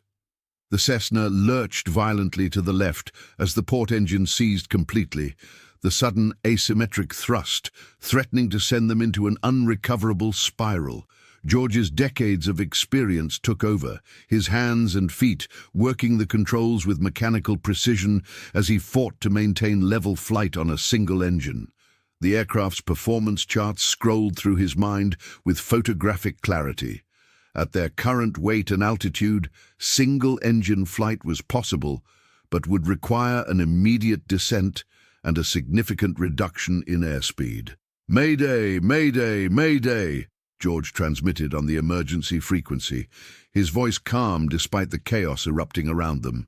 "Cessna 4-0-2, November-7-8-Charlie-Delta experiencing catastrophic engine failure. We are approximately 40 miles northeast of Kodiak Island, descending through 8,000 feet, requesting immediate assistance." The response from Anchorage Center was immediate but not reassuring. "November 7-8. Charlie Delta, we copy your mayday. Be advised, weather conditions at all major airports in your area are below minimums for single-engine approach. Do you have the fuel to divert to Fairbanks?" George glanced at the fuel gauges and performed rapid mental calculations. They had perhaps 90 minutes of fuel remaining, but Fairbanks was over 2 hours away, even in perfect conditions. The mathematics of their situation were brutally simple. They were going down, and their only choice was where. "Negative on Fairbanks," George replied, his voice betraying no emotion despite the adrenaline coursing through his veins. "We need an immediate landing site, requesting vectors to any suitable runway or strip within 50 miles. As they descended through 6,000 feet, the landscape below began to take on a more defined and ominous character. The Kodiak Island wilderness stretched beneath them like a green-brown carpet punctuated by silver threads of rivers and the occasional glint of a lake. This was some of the most remote and inhospitable terrain in North America, a place where a downed aircraft could remain undiscovered for months or even years. The few settlements were scattered along the coastline, connected by nothing more than hiking trails and the occasional logging road. Marcus was studying the sectional chart with intense concentration, his finger tracing potential landing sites. "There's an abandoned logging strip about 15 miles northwest," he said, his voice tight with concentration. "According to the chart, it's 2,400 feet long, gravel surface, built in 1987, but hasn't been maintained since the logging operation shut down in 2003. George knew about the strip Marcus was referring to. He had flown over it several times during his career, but had never actually landed there. The old logging companies had carved dozens of such strips into the wilderness during the boom years of the 1980s and 1990s, most of them now overgrown and deteriorating. Landing on an unmaintained strip was dangerous under the best circumstances, and attempting it with a crippled aircraft was the stuff of nightmares. "Do we have any other options?" George asked, although he already knew the answer. Marcus continued studying the chart, cross-referencing it with GPS coordinates and elevation data. "There's a beach that might be long enough about 20 miles south, but the tide charts show it'll be underwater in 2 hours. The only other option is trying to make it to the Coast Guard station at Cape Chiniak, but that's over 60 miles away." The decision was made for them when the starboard engine began showing signs of distress. The exhaust gas temperature spiked into the red zone, and George could see dark smoke beginning to stream from the cowling. Whatever had caused the port engine failure was apparently affecting the starboard engine as well, possibly contaminated fuel or a systemic failure in the fuel delivery system. "We're taking the logging strip," George announced, banking the aircraft toward the northwest, while simultaneously beginning a controlled descent. "Marcus, start the emergency landing checklist. Fuel pumps off, mixture to idle cut-off on engine failure, flaps to approach setting." "And Marcus," he paused, meeting the younger pilot's eyes with a steady gaze, "get on the radio and make sure search and rescue knows exactly where we're going down." The abandoned logging strip appeared through the mist like a scar across the wilderness, a narrow ribbon of gravel and weeds carved into a small valley between two densely forested ridges. Even from 2,000 feet altitude, George could see that the strip was in worse condition than they had hoped. What had once been a maintained gravel surface was now pockmarked with potholes and partially obscured by encroaching vegetation. Large sections appeared to be washed out entirely, leaving gaps that would challenge even a pilot of George's experience. As they descended through 1,000 feet, the details of their improvised runway became increasingly alarming. The northern end of the strip terminated abruptly at a stand of towering Sitka spruce trees, their tops reaching nearly 100 feet into the grey sky. The southern approach was blocked by a steep ridge that would require a dangerously steep descent angle to clear. Most troubling of all, the center section of the runway appeared to have a significant depression, possibly where a culvert had collapsed, creating what amounted to a crater in the middle of their only hope for survival. "George, I'm getting intermittent radio contact with Coast Guard rescue in Kodiak," Marcus reported. His voice strained as he struggled to maintain communication while monitoring the aircraft's failing systems. "They're launching a helicopter, but weather conditions are marginal. ETA to our position is approximately 45 minutes. 45 minutes that might as well have been 45 hours, George thought grimly. They would either be safely on the ground or dead long before any rescue helicopter could reach them. The starboard engine was now showing multiple warning lights, and the aircraft's electrical system was beginning to fluctuate ominously. Modern aircraft relied heavily on electrical power for everything from engine management to flight controls, and a complete electrical failure would make their situation exponentially worse. The final approach to the logging strip was a masterpiece of piloting skill honed by nearly 4 decades of flying in Alaska's unforgiving environment. George had to maintain just enough airspeed to keep the aircraft controllable while bleeding off altitude at precisely the right rate to clear the southern ridge and touch down as close to the beginning of the runway as possible. Too fast, and they would overshoot the runway into the trees. Too slow, and they would stall and crash into the ridge. At 500 feet above ground level, the starboard engine finally gave up completely, coughing out a cloud of black smoke before falling silent. The sudden quiet was almost more unnerving than the engine noise had been, leaving only the whistle of wind through the aircraft's control surfaces and the subtle vibration of the propellers windmilling in the slipstream. "Engine out on the starboard side," Marcus announced unnecessarily, his hands already moving to complete the engine shutdown procedures. "We're committed to the approach." George didn't bother responding. Every ounce of his concentration was focused on the delicate balance of energy management that would determine whether they lived or died in the next 60 seconds. The aircraft was descending at nearly 800 feet per minute, faster than ideal but necessary to maintain flying speed with both engines failed. He could see individual rocks and potholes in the runway surface now, and the crater in the center section looked even worse from close range.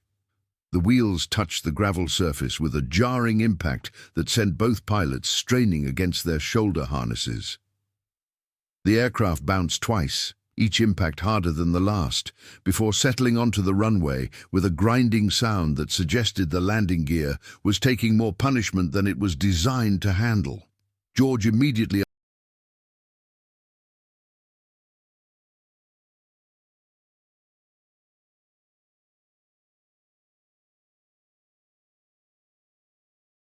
applied maximum braking, but the combination of loose gravel and the runway's deteriorated condition made effective braking nearly impossible.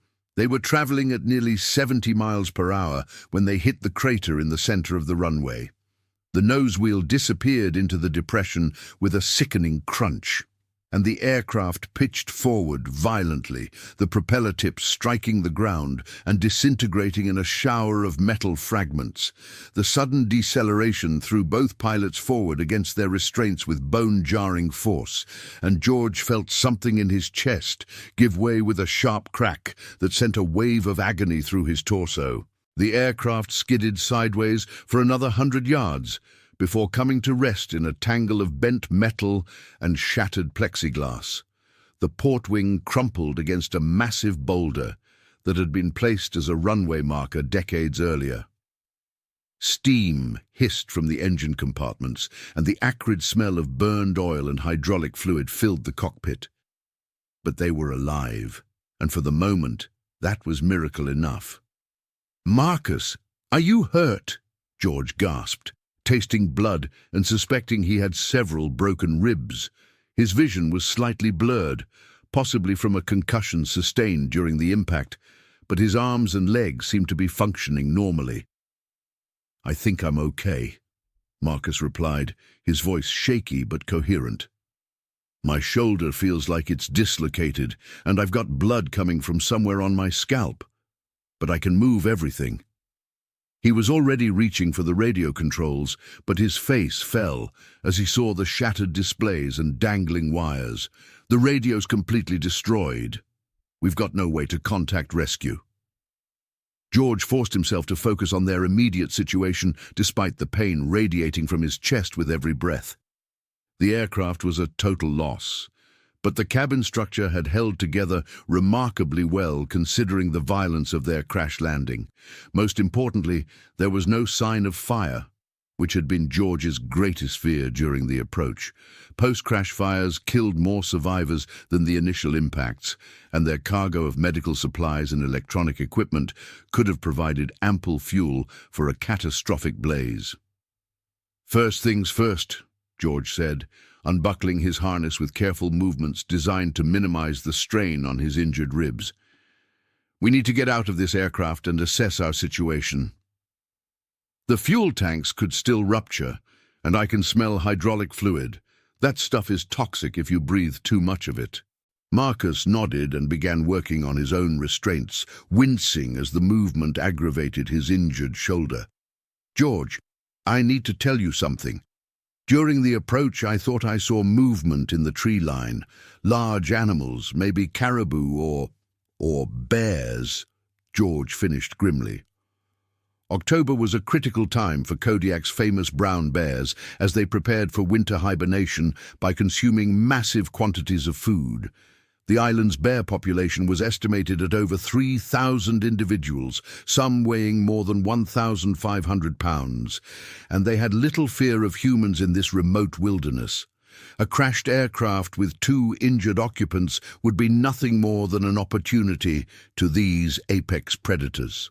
They managed to extract themselves from the cockpit through the pilot's side door, which had been sprung partially open by the impact. George's suspicion about his ribs was confirmed by the stabbing pain that accompanied every movement, but he forced himself to remain mobile. In the Alaskan wilderness, immobility meant death, whether from hypothermia, predation, or simply the inability to signal rescue aircraft. The logging strip looked even more desolate from ground level than it had from the air.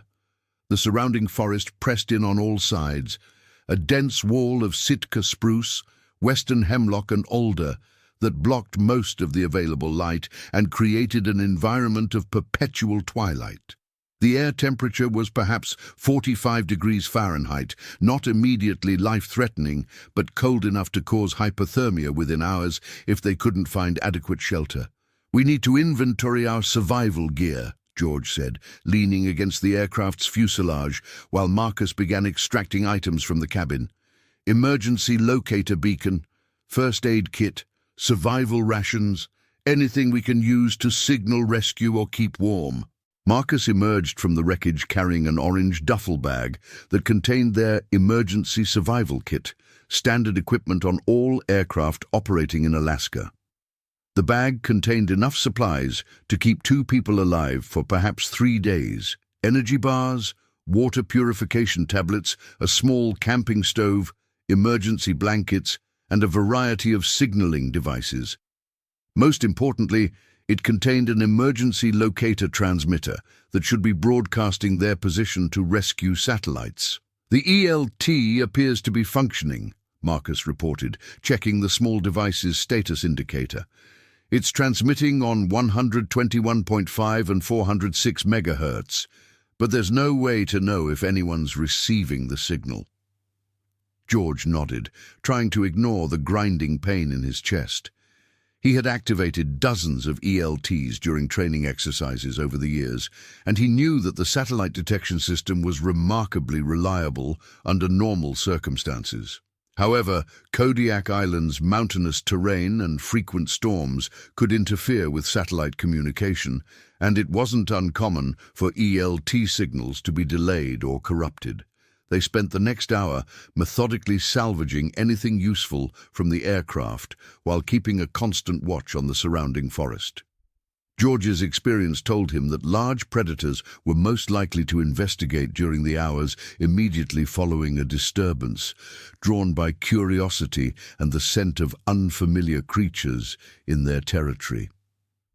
Kodiak bears in particular were known for their intelligence and persistence when investigating potential food sources.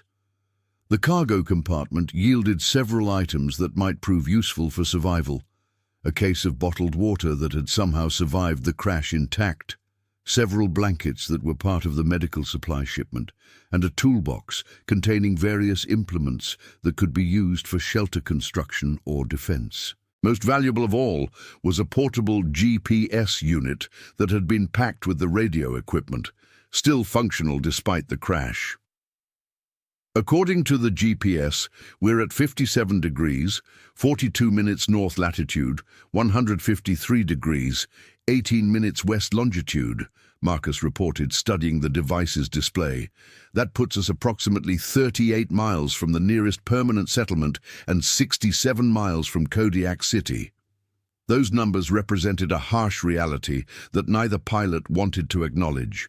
They were effectively stranded in one of the most remote wilderness areas in North America, surrounded by terrain that could kill them through exposure, predation, or simple accident, long before any rescue operation could locate them. The Coast Guard helicopter that had been dispatched to their position would have to contend with deteriorating weather conditions and the difficulty of locating a small crash site in thousands of square miles of similar terrain. As the afternoon wore on, the forest around them began to come alive with sounds that raised the hair on the back of George's neck. The hollow drumming of a woodpecker echoed from somewhere deep in the trees, punctuated by the harsh cries of ravens and the rustling of small animals moving through the underbrush. But there were other sounds as well, deeper and more ominous. The crack of breaking branches far larger than any small animal could cause, and what sounded like heavy breathing or snuffling coming from multiple directions. "George," Marcus whispered, his voice tight with fear, "there's something watching us from the tree line, about 50 yards to the north." George turned slowly, trying not to make any sudden movements that might provoke a charge from whatever was observing them. At first he saw nothing but the usual pattern of shadows and vegetation that characterized old-growth forest. Then gradually his eyes began to pick out a shape that didn't belong, a massive dark form, partially concealed behind a cluster of alder bushes, motionless but unmistakably alive. Kodiak brown bears were the largest land predators in North America, with adult males commonly weighing over 1,000 pounds and standing 9 feet tall on their hind legs. They were also surprisingly intelligent and curious animals, perfectly capable of assessing potential threats and opportunities before committing to any course of action. This particular specimen appeared to be a mature male, judging by its size and the distinctive shoulder hump that characterized adult boars.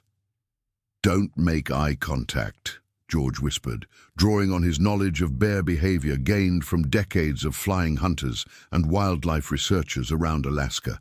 "Back away slowly toward the aircraft. If it charges, we need to get inside the cabin and seal the doors." But even as he spoke, George realized that their crashed aircraft offered little protection from a determined bear attack. The pilot's door was partially jammed, and several windows had been cracked or shattered during the impact. A Kodiak bear possessed the strength to tear apart a small aircraft like tissue paper, if sufficiently motivated, and the scent of blood from their injuries would only serve to increase its interest.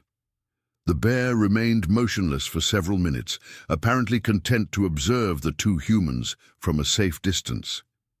George could see its massive head swiveling slightly as it sampled the air with its sensitive nose, gathering information about these unusual intruders in its domain.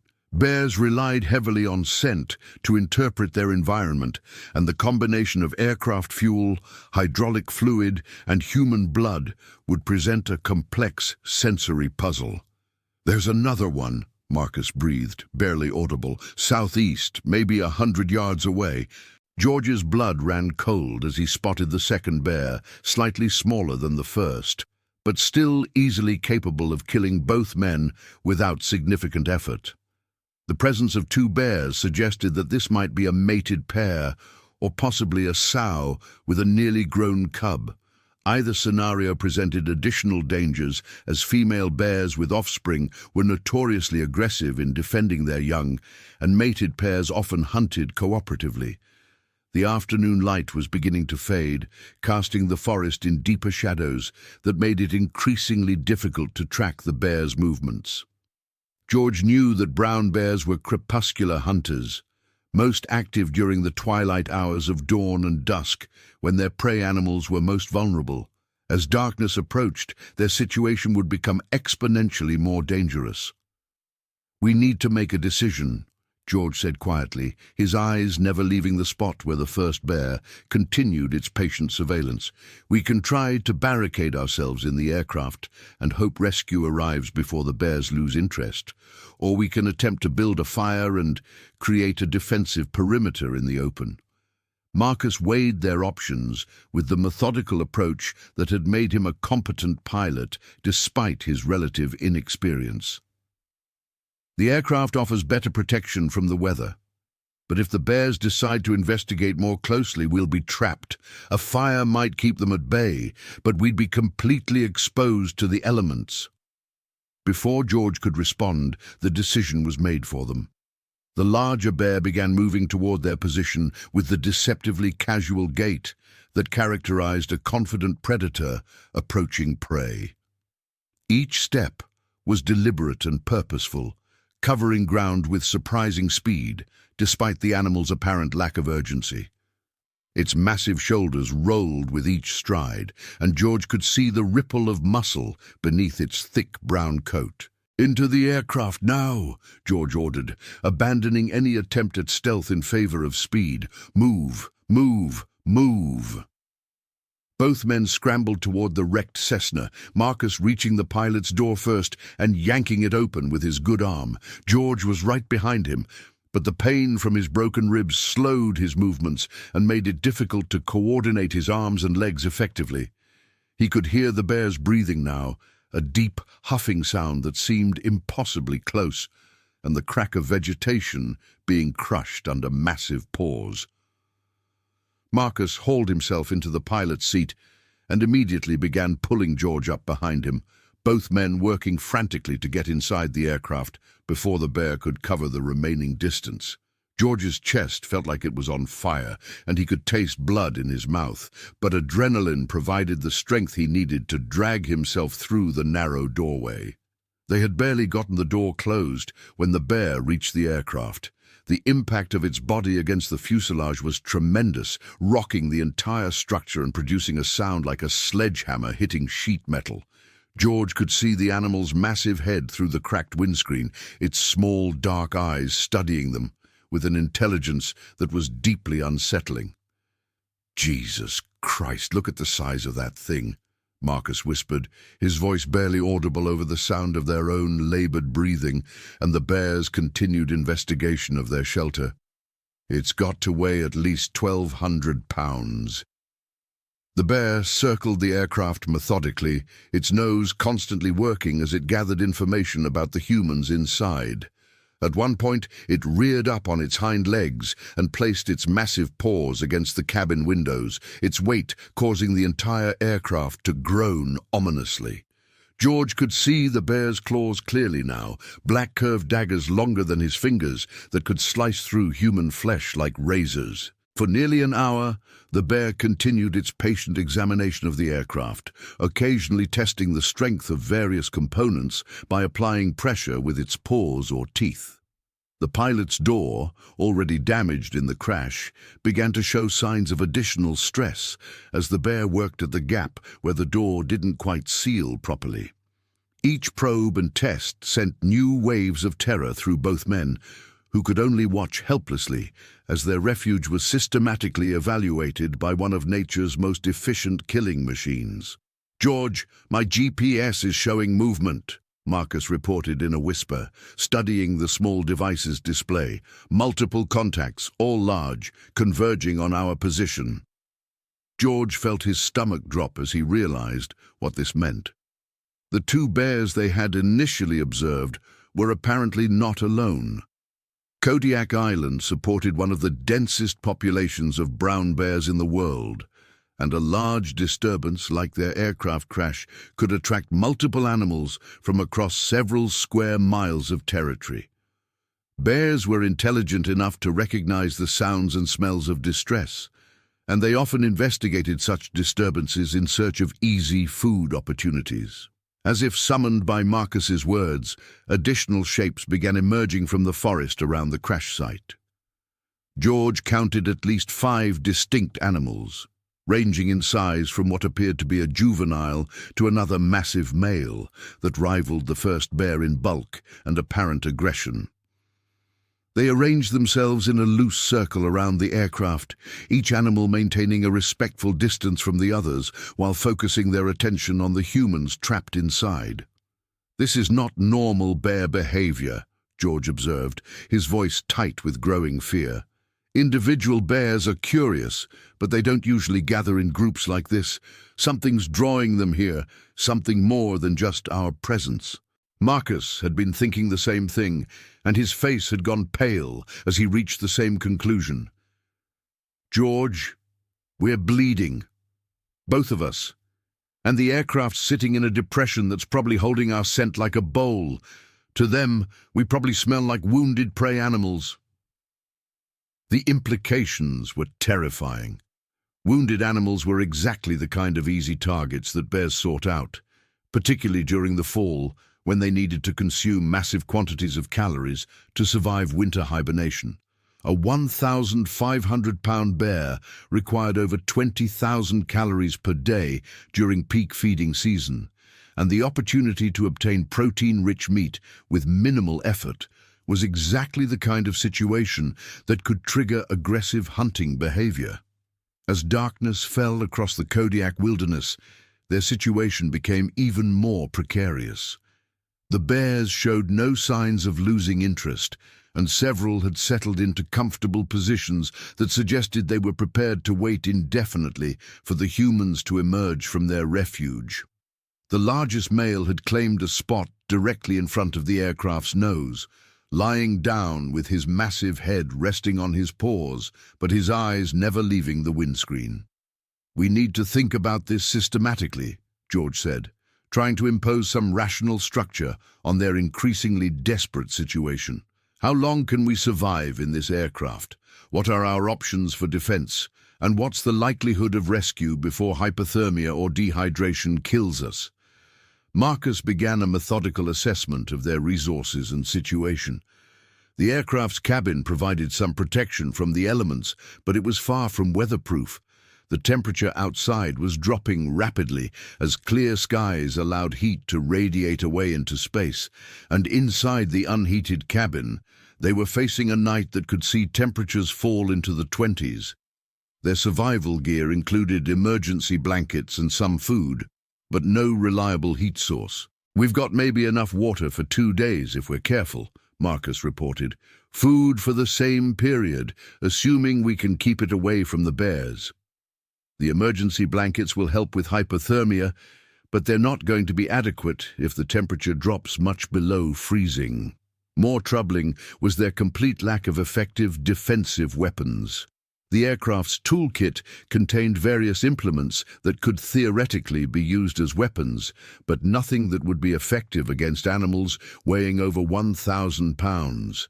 Bears possessed thick skulls, dense muscle mass, and pain tolerance that made them extremely difficult to stop even with firearms specifically designed for the purpose.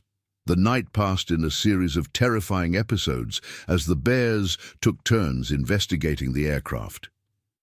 Around midnight, one of the smaller animals managed to tear away a section of fabric from the port wing, apparently attracted by the hydraulic fluid that had soaked into the material. The sound of tearing fabric and the bear's satisfied grunting as it consumed the contaminated cloth was clearly audible inside the cabin. At approximately 3 a.m., the largest male bear began a systematic attempt to gain entry to the aircraft's cabin. Starting with the pilot's door, it used its claws and teeth to work at every gap and potential weakness in the aircraft's structure. The sound was horrifying, a combination of scraping metal, splintering plastic, and the deep, rumbling vocalizations of an increasingly frustrated predator. "It's trying to get the door open," Marcus whispered, his voice barely audible over the sounds of destruction coming from just inches away. "The hinges are starting to give way." George could see that Marcus was right. The pilot's door, already damaged in the crash, was beginning to separate from its frame under the bear's persistent efforts. Each test of the door's strength was more violent than the last, and it was only a matter of time before the animal succeeded in creating an opening large enough to reach through. "We need to prepare for the possibility that it gets inside," George said, surprised by how calm his voice sounded despite the terror coursing through his system. "If that happens, our only chance is to try to get out through the other side and run for the trees." But even as he spoke the words, George knew that running from a Kodiak bear was essentially suicide. These animals could sprint at speeds exceeding 30 miles per hour through terrain that would challenge an Olympic athlete, and their endurance was legendary. Once a bear decided to pursue prey, the outcome was rarely in doubt.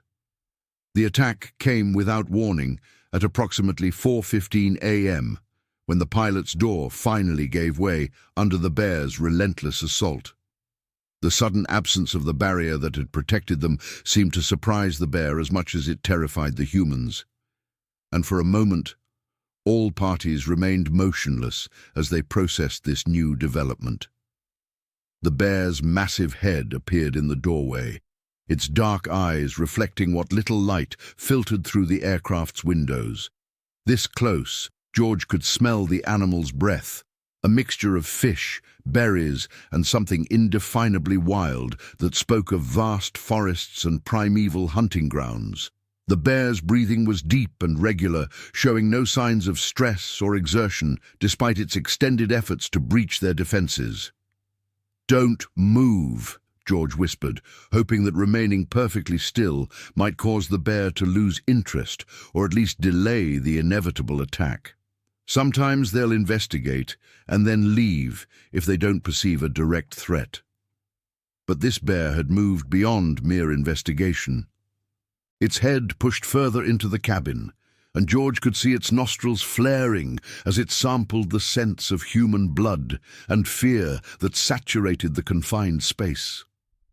The animal's body language had changed subtly, from curious investigation to predatory focus, and George recognized the signs from his years of flying hunters who pursued these magnificent and terrifying creatures. The bear's first swipe caught George completely off guard, despite his attempts to remain alert. The massive paw, moving with surprising speed for something so large, struck him in the chest and shoulder, the claws raking through his flight jacket and the flesh beneath like knives through butter.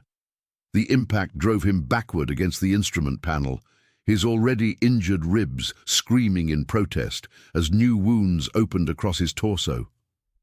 Marcus reacted with the quick thinking that had made him a competent pilot, grabbing a large flashlight from the survival kit and striking the bear across the snout with all the force he could muster. The blow had little apparent effect on the massive animal, but the unexpected resistance seemed to trigger an escalation in its aggressive behavior. The bear's huffing grew louder and more rapid, and its attempts to force its way into the cabin became more violent and determined. George tried to push himself toward the aircraft's rear emergency exit, but the bear's second attack prevented any coordinated escape attempt.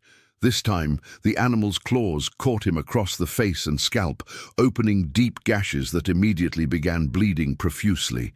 The pain was indescribable, like being struck simultaneously by multiple razor blades heated to white-hot temperatures. "George, move toward the back!" Marcus shouted, continuing to strike at the bear with the flashlight while trying to keep his body between the animal and his injured colleague. "I'll try to keep it occupied." But the bear had committed fully to the attack now, its predatory instincts overriding any caution or curiosity it might have felt initially. With a tremendous surge of muscle and determination, it forced its massive shoulders through the doorway, the aircraft's aluminum frame groaning and buckling under the tremendous pressure. Once inside the cabin, the bear's size and power made effective resistance virtually impossible. George's efforts to reach the rear exit were hampered by his injuries, and the confined space of the aircraft's cabin made even more cramped by the presence of a 1,200-pound predator intent on killing him. The bear's claws found him again, this time across his back and arms, the sharp points penetrating deeply into muscle and tissue.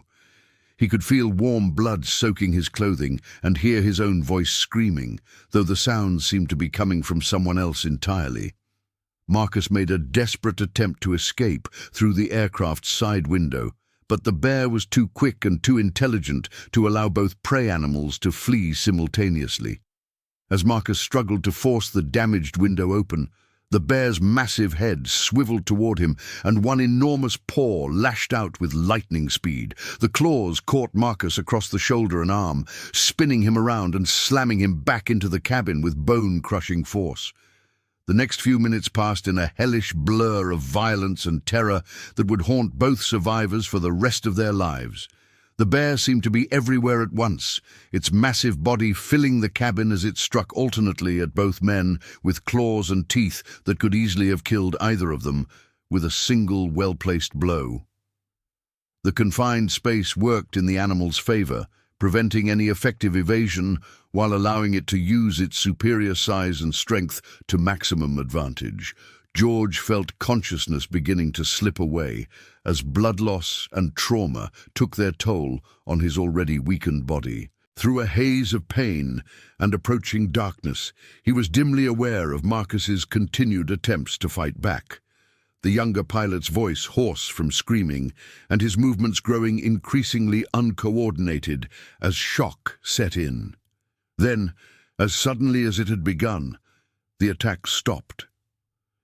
The bear withdrew from the cabin with the same deliberate movements it had used to approach, backing out through the damaged doorway while keeping its dark eyes fixed on the two men it had just mauled. Blood matted its brown fur around the muzzle and paws, but the animal showed no signs of injury from Marcus's desperate attempts at defense. For several minutes, both men remained motionless, afraid that any sound or movement might provoke another attack. George could hear his own breathing, ragged and wet-sounding in a way that suggested serious internal injuries, and the steady drip of blood falling onto the aircraft's aluminum floor. Marcus was making soft moaning sounds that indicated consciousness but severe trauma. "Marcus," George whispered when he finally found his voice. "Are you alive? Can you hear me?" "I'm here," Marcus replied, his voice barely audible and thick with pain. "George, I think I'm hurt pretty bad. I can't feel my left arm and there's blood everywhere." George forced himself to assess his own injuries, though the pain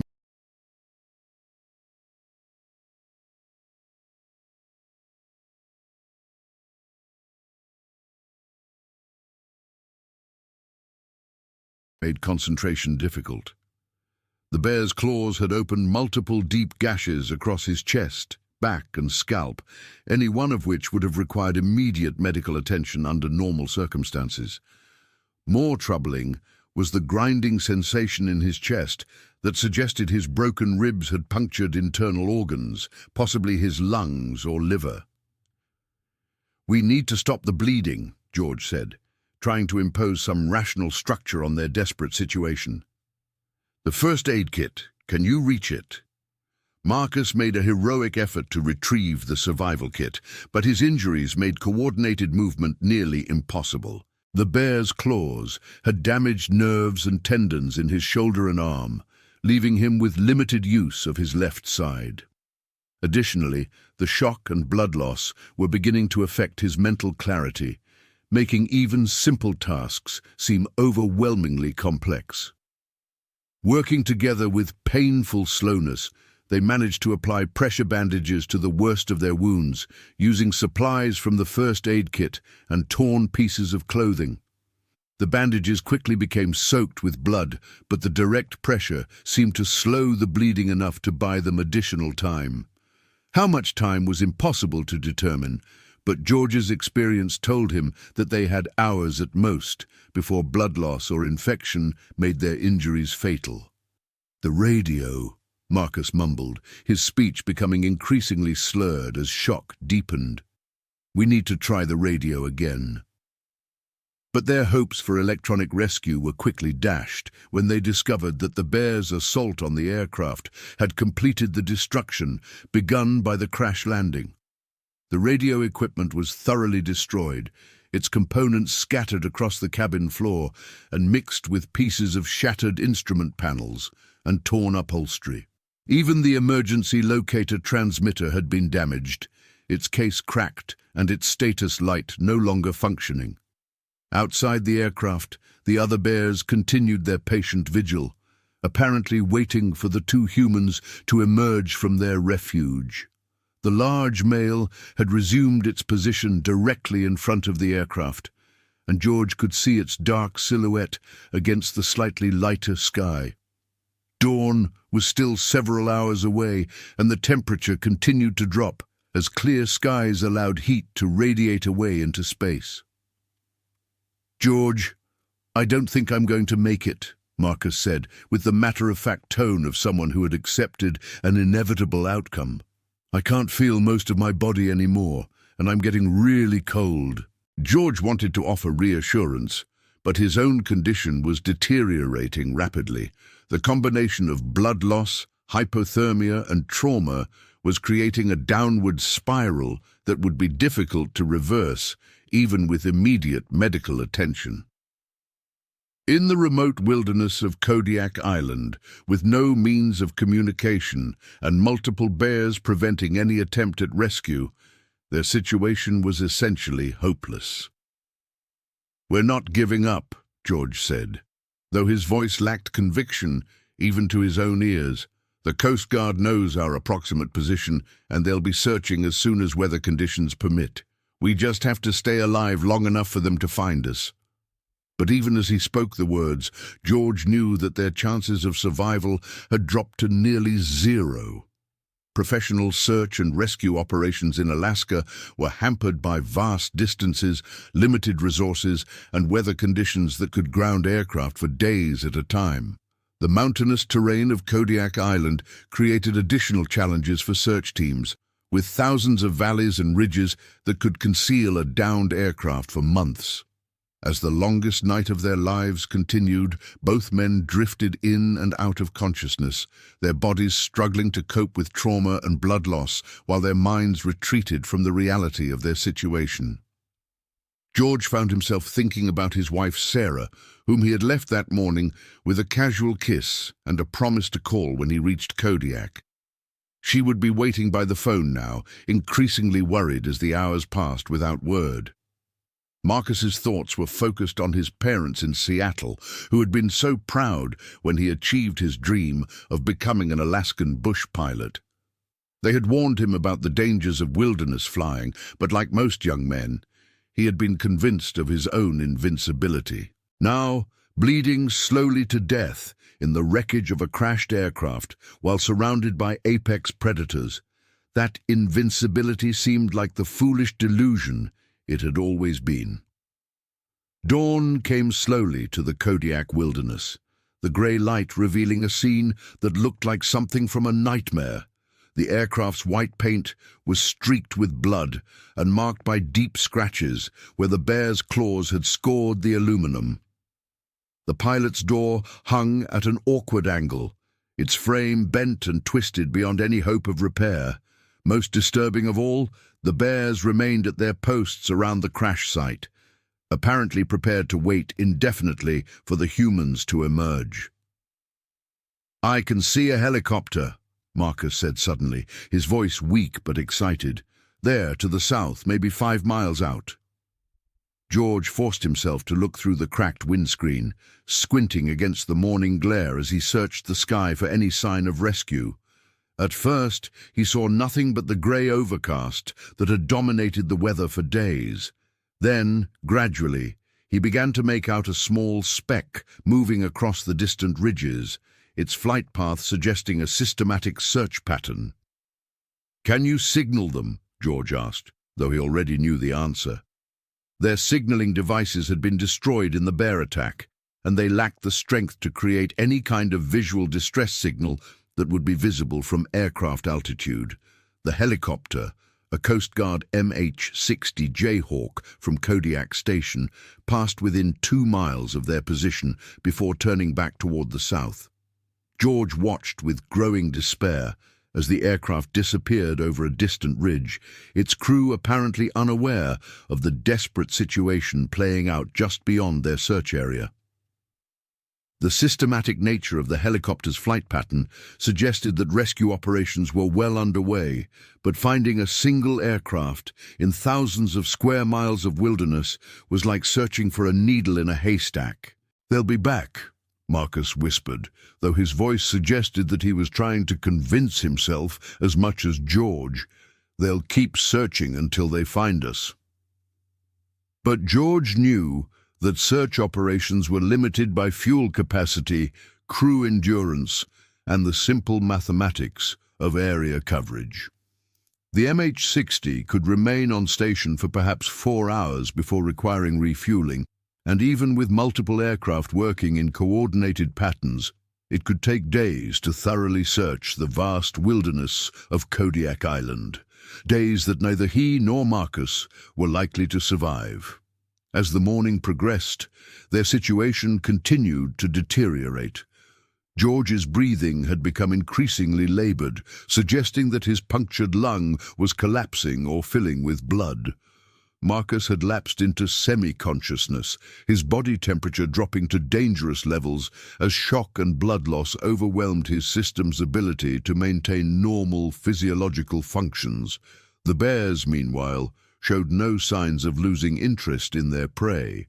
If anything, the scent of fresh blood seemed to have attracted additional animals to the crash site. George counted at least 7 distinct individuals now, including what appeared to be a sow with 2 large cubs. The presence of young animals made the situation even more dangerous, as female bears were notoriously aggressive when protecting offspring. At approximately 10:30 a.m., the sound of rotorcraft returned to the area, this time much closer than before. Through the haze of pain and approaching unconsciousness, George could hear the distinctive whoop, whoop, whoop of helicopter rotors, growing louder as the aircraft approached their position. But with their signaling devices destroyed and their strength nearly exhausted, there seemed to be no way to attract the rescue crew's attention. Then Marcus summoned reserves of strength that George hadn't known the younger pilot possessed. Using his good arm and what little mobility remained in his injured body, Marcus forced himself toward the aircraft's rear emergency exit, a small window that could be opened from the inside. The movement clearly caused him tremendous pain, and fresh blood began seeping through his bandages, but he persevered with grim determination. "I'm going to break out this window," Marcus gasped, his voice barely audible over the sound of approaching rotors. "Maybe the reflections will catch their attention." George wanted to protest, knowing that breaking the window would eliminate their last barrier against the waiting bears. But he also realized that this might be their only chance for rescue. The helicopter was probably making its final sweep of this search sector, and if the crew didn't spot them now, it could be hours or even days before another aircraft returned to this area. Marcus used the heavy flashlight to shatter the emergency exit window, the sound of breaking glass seemingly impossibly loud in the confined space of the cabin. The bears around the aircraft immediately became more alert, their heads turning toward the source of the disturbance and their body language shifting from patient waiting to active interest. But Marcus's desperate gambit worked. The pilot of the Coast Guard helicopter spotted the flashing reflections from the broken window and immediately altered course toward the crash site. Through the aircraft's windscreen, George could see the MH-60 approaching at high speed, its orange and white paint scheme bright against the grey morning sky. The helicopter's arrival seemed to confuse the bears, most of which had probably never encountered rotorcraft before. The massive noise and rotor wash created by the MH-60's twin engines caused most of the animals to retreat toward the tree line, though they remained visible and obviously reluctant to abandon their vigil entirely. Only the largest male remained close to the aircraft, apparently unwilling to be intimidated by this new development.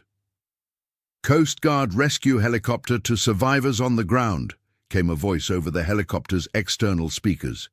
"We can see your position and are preparing to extract you. Please remain inside your aircraft until we can clear the area of wildlife."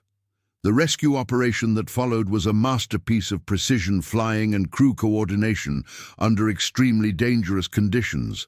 The helicopter's crew chief could clearly see the bears surrounding the crash site, and he knew that attempting a standard hoist rescue would put both the survivors and the rescue team at unacceptable risk. Instead, the pilot maneuvered the MH-60 to a position directly over the largest bear, using rotor wash and noise to force the animal back into the forest. But Kodiak bears are not easily intimidated, and the large male that had led the attack on the aircraft showed no inclination to retreat. Instead, it reared up on its hind legs and seemed to challenge the helicopter, its massive arms spread wide and its mouth open in a display of aggression that was clearly visible from the aircraft's cabin. "We're going to have to use other measures to clear this area," the pilot announced over the external speakers. "Please cover your ears and remain as low as possible in your aircraft." The warning was followed by a series of what sounded like explosions as the helicopter's crew deployed flash-bang grenades designed specifically for wildlife deterrent operations. The intense noise and bright light finally succeeded in driving the bears back into the forest, though George could see several animals lingering at the tree line, apparently waiting for the helicopter to leave. The actual rescue was accomplished with remarkable speed and efficiency, despite the challenging conditions. A rescue swimmer rappelled from the helicopter and reached the crashed aircraft within minutes, his movements quick and professional as he assessed the survivors' conditions and prepared them for extraction. The sight of another human being, especially one equipped with medical training and rescue equipment, was almost overwhelming for both George and Marcus. "We're going to get you both out of here," the rescue swimmer said, his voice calm and reassuring, despite the obvious urgency of the situation. "You've both got serious injuries, but nothing we can't handle. I need you to remain conscious and follow my instructions exactly." The hoist extraction that followed was a blur of professional medical care and aerial maneuvering as the helicopter crew worked to get both survivors to definitive medical care as quickly as possible. George remembered very little of the flight to Kodiak Hospital, his consciousness fading in and out as medical personnel worked to stabilize his condition and stop the continued bleeding from his multiple wounds.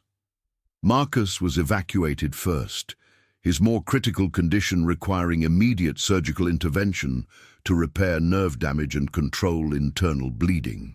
George followed 20 minutes later, the delay caused by the need to establish an IV line and administer blood products to replace what he had lost during the long night in the aircraft. The helicopter flight to Kodiak took 45 minutes, with the medical crew working continuously to maintain both patients' vital signs and prepare them for emergency surgery. George's last clear memory before losing consciousness was the sight of Kodiak City's lights through the aircraft's window, a vision of civilization and safety that seemed impossibly remote after their ordeal in the wilderness.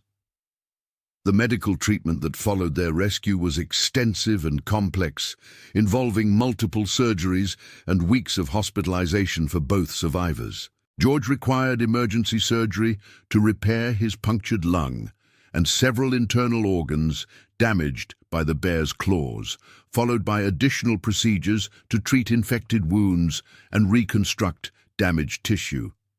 The psychological trauma was equally severe, requiring months of counseling and therapy to address the post-traumatic stress that both men experienced. Marcus's injuries were somewhat less severe physically, but included permanent nerve damage to his left arm and shoulder that ended his career as a pilot. The psychological impact was equally devastating, with severe anxiety and recurring nightmares that made it impossible for him to return to flying. Both men would carry physical and emotional scars from their encounter with the Kodiak bears for the rest of their lives. The investigation that followed the incident revealed several contributing factors that had made their ordeal more likely and more severe. The aircraft's engine failure was attributed to contaminated fuel that had not been detected during pre-flight inspection, a problem that had affected several other flights in the region, but had not previously resulted in catastrophic failure.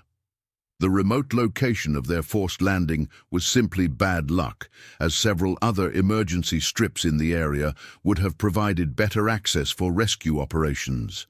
Most significantly, the investigation revealed that the Kodiak Island bear population was experiencing unusual stress due to a failure in the salmon runs that normally provided a major food source during pre-hibernation feeding.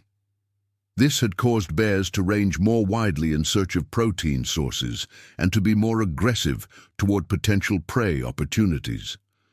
The crash site, with its combination of unusual scents and wounded humans, had represented exactly the kind of situation that would attract multiple bears and trigger predatory behavior.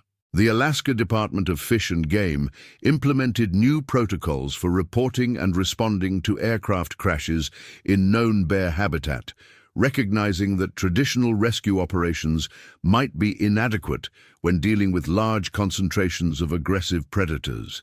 Emergency survival kits for aircraft operating in Alaska were also upgraded to include better bear deterrent devices and improved signaling equipment designed to function even after crash damage. For George and Marcus, the recovery process extended far beyond their physical wounds. Both men struggled with survivor's guilt, post-traumatic stress, and the challenge of returning to normal life after an encounter that had fundamentally changed their understanding of human vulnerability in the natural world.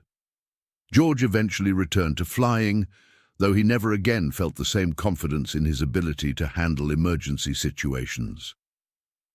Marcus left aviation entirely, using his insurance settlement to open a small business in Seattle where he could remain close to his family and avoid the constant reminders of his ordeal. The crash site on Kodiak Island remained largely undisturbed for several months after the rescue, the wrecked aircraft serving as a testament to the thin line between civilization and wilderness that characterized life in Alaska.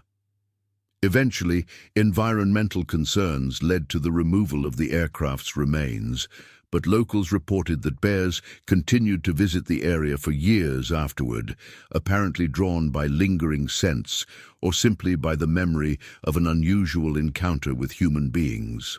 The story of George Franklin and Marcus Chen became part of Alaskan aviation lore, retold in pilot lounges and bush flying schools as an example of both the dangers inherent in wilderness flying and the remarkable effectiveness of search and rescue operations when properly executed. But for those who lived through the experience, it remained something far more personal and traumatic.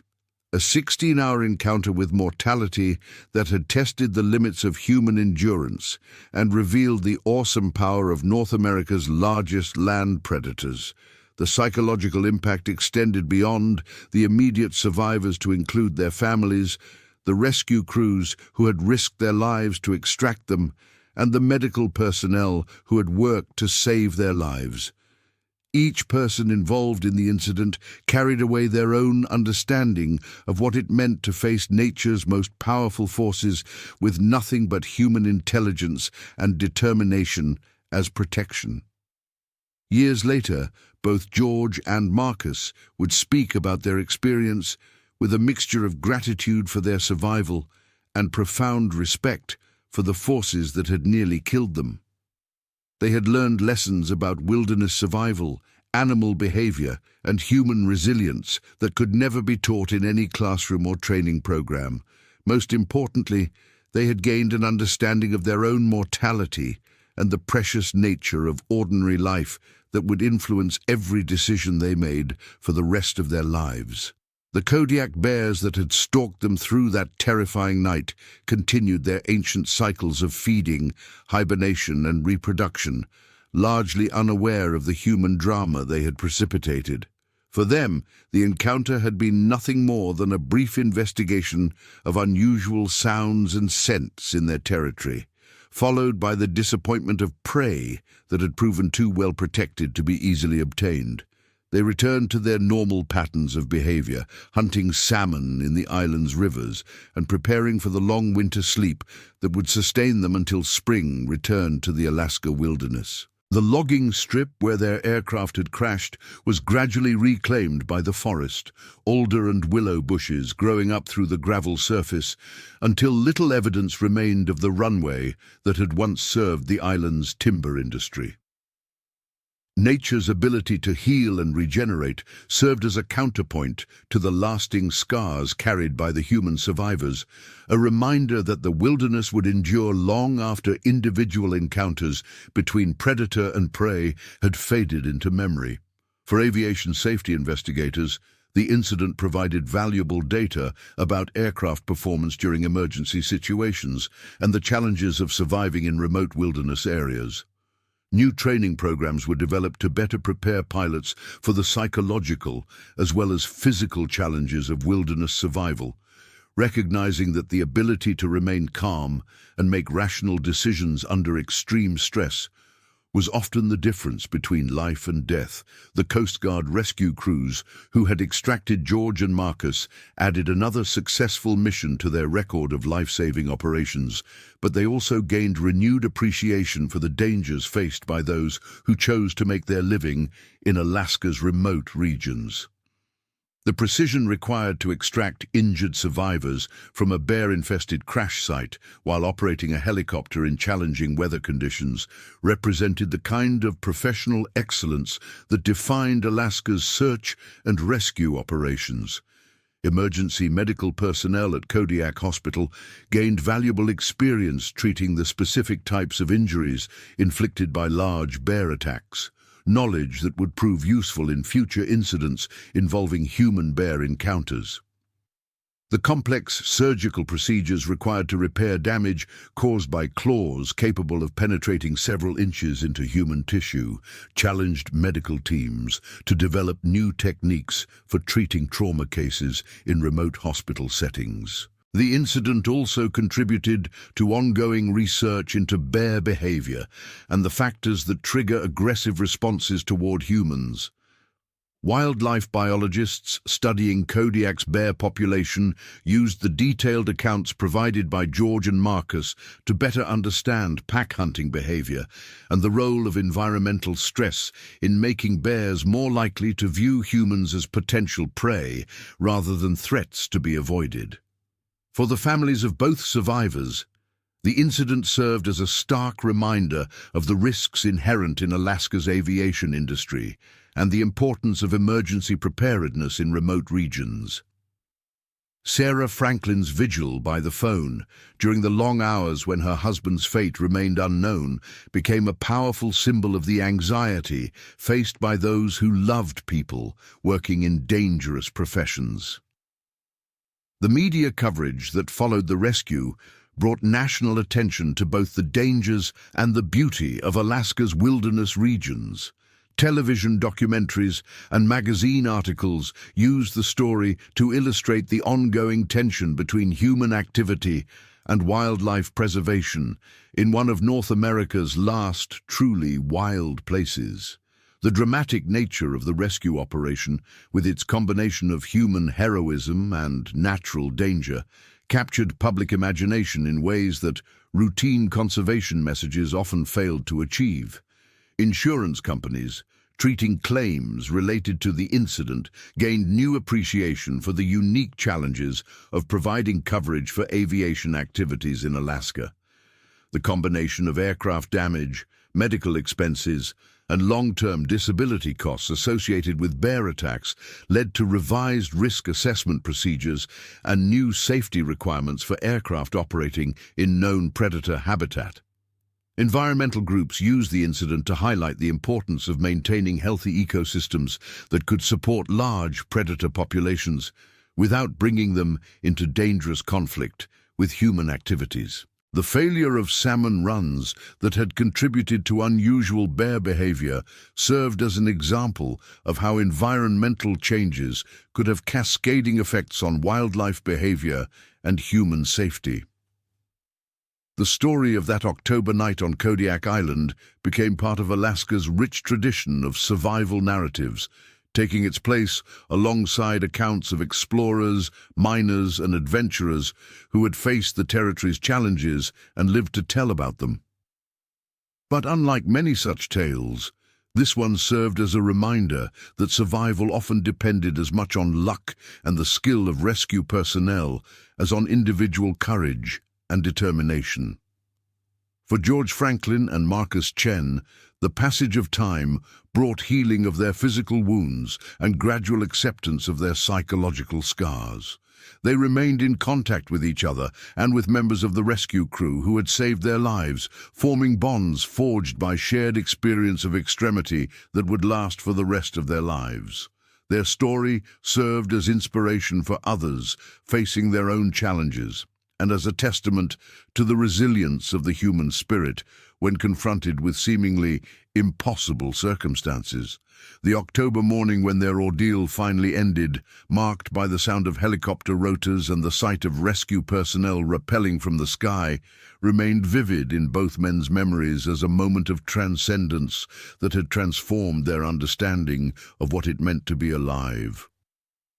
They had looked death directly in the face and had been granted the extraordinary gift of another chance at life, a gift they would never take for granted again. The Kodiak wilderness that had nearly claimed their lives continued to attract visitors seeking adventure and solitude in one of the world's last great wild places. Bears continued to fish for salmon in the island's rivers, raise cubs in its forests, and maintain the complex ecological relationships that had evolved over thousands of years. The thin line between human civilization and natural wilderness remained as challenging to navigate as ever, requiring constant vigilance and respect for forces far more powerful than human technology or determination. In the end, the story of George Franklin and Marcus Chen served as both cautionary tale and testament to survival, a reminder that the natural world operated according to rules that had little regard for human plans or assumptions. Their 16 hours of terror in a crashed aircraft surrounded by Kodiak bears had taught them lessons about courage, endurance, and the precious nature of ordinary life that no classroom could provide. They had become part of Alaska's continuing story of human encounter with wilderness, adding their voices to a narrative that stretched back to the first humans who had dared to make their homes in one of Earth's most challenging environments. The next stories. The Yellowstone Stalker. The morning mist clung to Yellowstone Lake like a shroud as Adam Foster adjusted the straps of his backpack for the third time in 10 minutes. His hands trembled slightly, not from cold,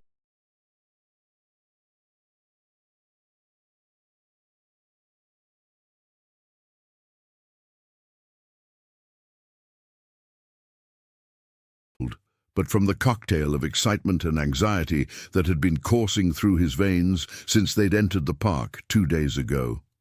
Beside him, his wife of 12 days, Megan Foster, née Patterson, checked her GPS coordinates against the worn trail map she'd purchased at the visitor center.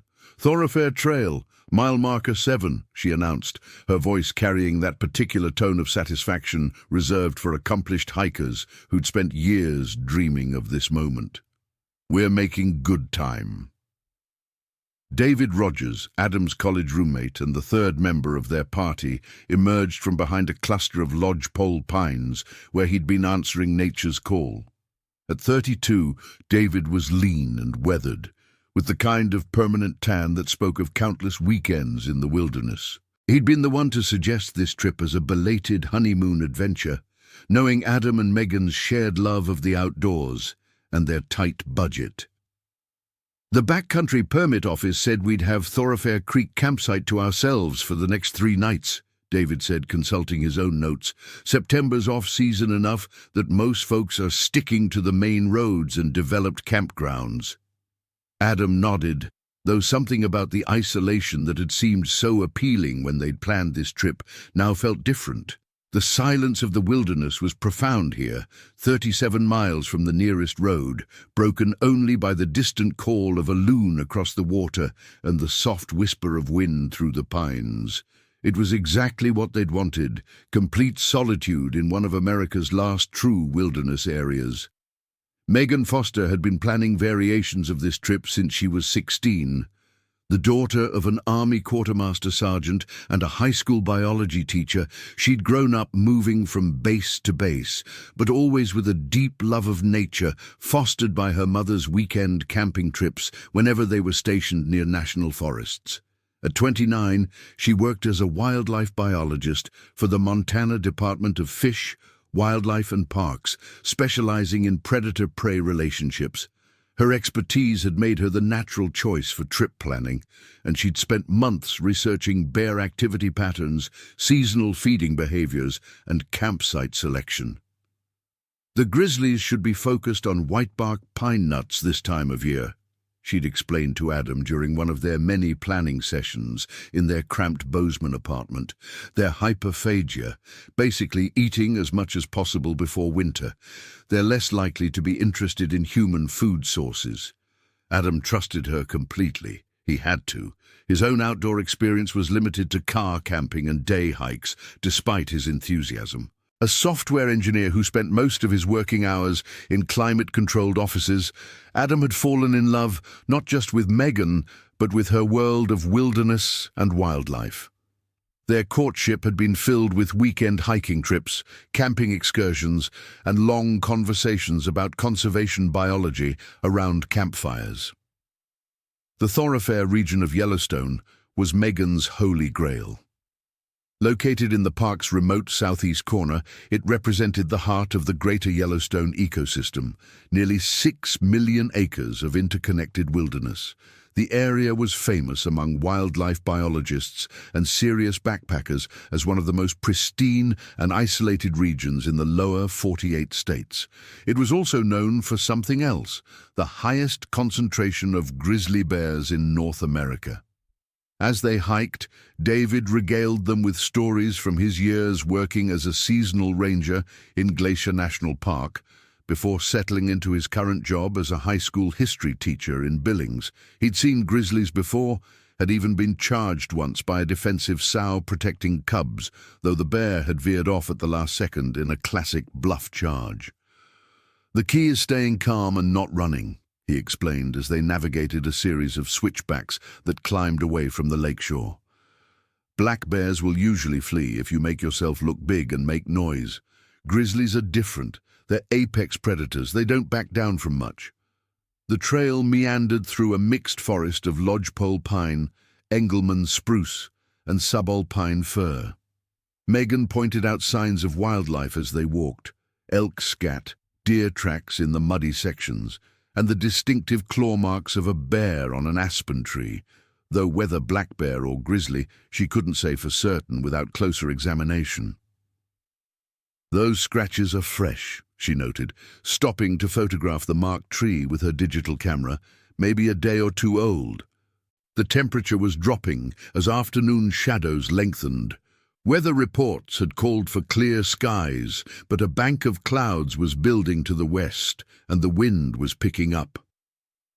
By 4 o'clock, they reached their designated campsite, a small clearing roughly 50 yards from Thoroughfare Creek with established fire ring and bear box. Setting up camp in grizzly country required careful choreography. Following National Park Service regulations, they established a rigid triangle. Their sleeping area, cooking area, and food storage location had to be at least 100 yards apart from each other. The bear-resistant storage container, a heavy steel box designed to withstand even the most determined grizzly, was positioned downwind from their camp. Megan supervised the food storage with military precision, checking each item against her inventory list. "No scented toiletries in the tent," she reminded Adam as he unpacked his gear. "Toothpaste, soap, deodorant, everything goes in the bear box." The creek provided fresh water after treatment with their portable filtration system, and by 6 o'clock they had a small campfire burning in the established ring. The temperature was dropping faster than expected, and thin clouds were beginning to obscure the early stars. Dinner was a carefully planned affair, dehydrated meals that left minimal odors, eaten with titanium sporks that would be cleaned immediately and stored properly. As they ate, they discussed their plans for the following day. A day hike to the Thoroughfare Ranger Station, one of the most remote duty stations in the National Park Service. The ranger there, if there even is one this late in the season, sees maybe a dozen people all summer, David said. Complete isolation for months at a time. Can you imagine? Adam was trying to imagine it when they heard the first sound that made them all freeze mid-conversation. It was distant, but unmistakable. A deep, resonant woof that echoed across the valley. A bear's voice, somewhere in the darkness beyond their firelight. Grizzly, Megan said quietly, though the identification was probably unnecessary.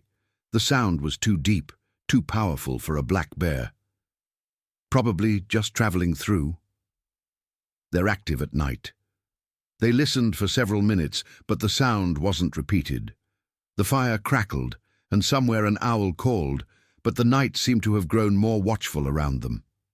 After another hour of conversation and one more distant bear vocalization, this one even farther away, they carefully extinguished their fire and retreated to their respective tents.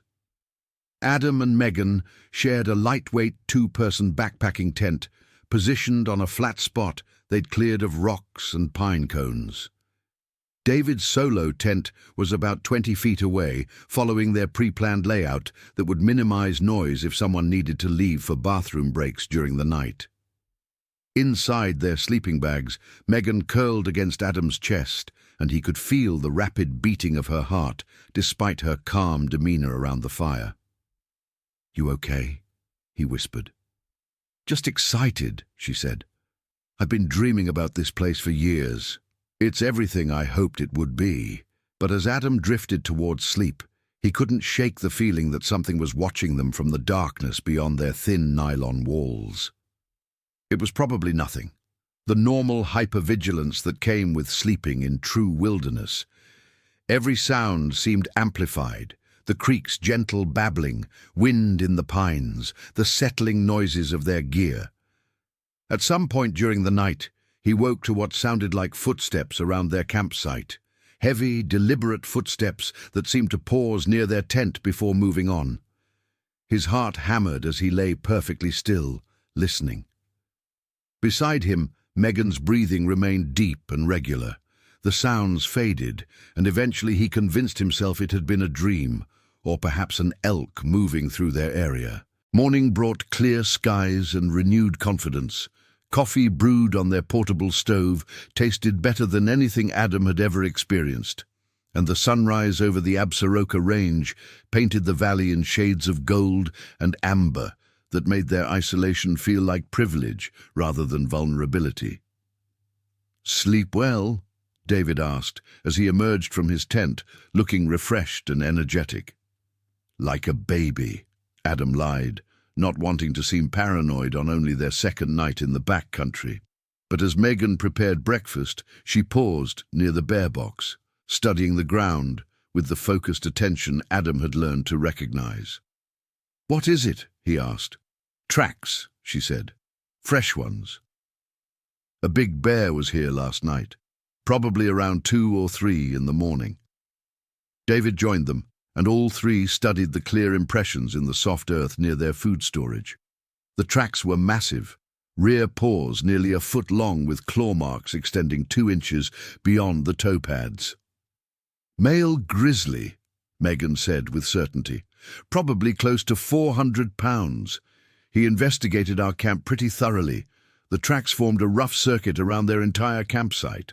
The bear had approached from the creek, circled their tents, spent considerable time near the bear box, which showed scratch marks from testing claws but no damage, and then departed the way it had come. He didn't try very hard to get into the food storage," David observed, "just checking us out." Megan nodded, but Adam caught something in her expression that hadn't been there the night before. A wariness, perhaps, or the beginning of concern. "Normal behavior?" Adam asked. "Completely normal," she assured him. "Grizzlies are curious." He smelled something interesting and came to investigate. The bear box worked exactly as designed. They spent that day hiking to the ranger station, a grueling 8-mile round trip that took them through some of the most spectacular wilderness either Adam or David had ever experienced. The ranger station itself was empty. The seasonal employee had departed 2 weeks earlier, but the log structure stood as a monument to human determination in one of the continent's most remote locations. On the hike back, they saw their first grizzly. It was about 200 yards away, on the opposite slope of the valley, engaged in the serious business of digging for ground squirrels. Even at that distance, its size was impressive. The bear's massive shoulders rolled with each digging motion, and its dark brown coat shimmered in the afternoon sunlight. "That's him," Megan said quietly, watching through her binoculars. "Same coloring, same size. He's been following our scent trail. Following us." Adam's voice came out higher than intended. "Not following like stalking," Megan explained. "Bears have incredible noses. He's probably just curious about the unusual activity in his territory. We're the first humans he's encountered in weeks, maybe months." They watched for 20 minutes as the bear continued foraging, seemingly oblivious to their presence.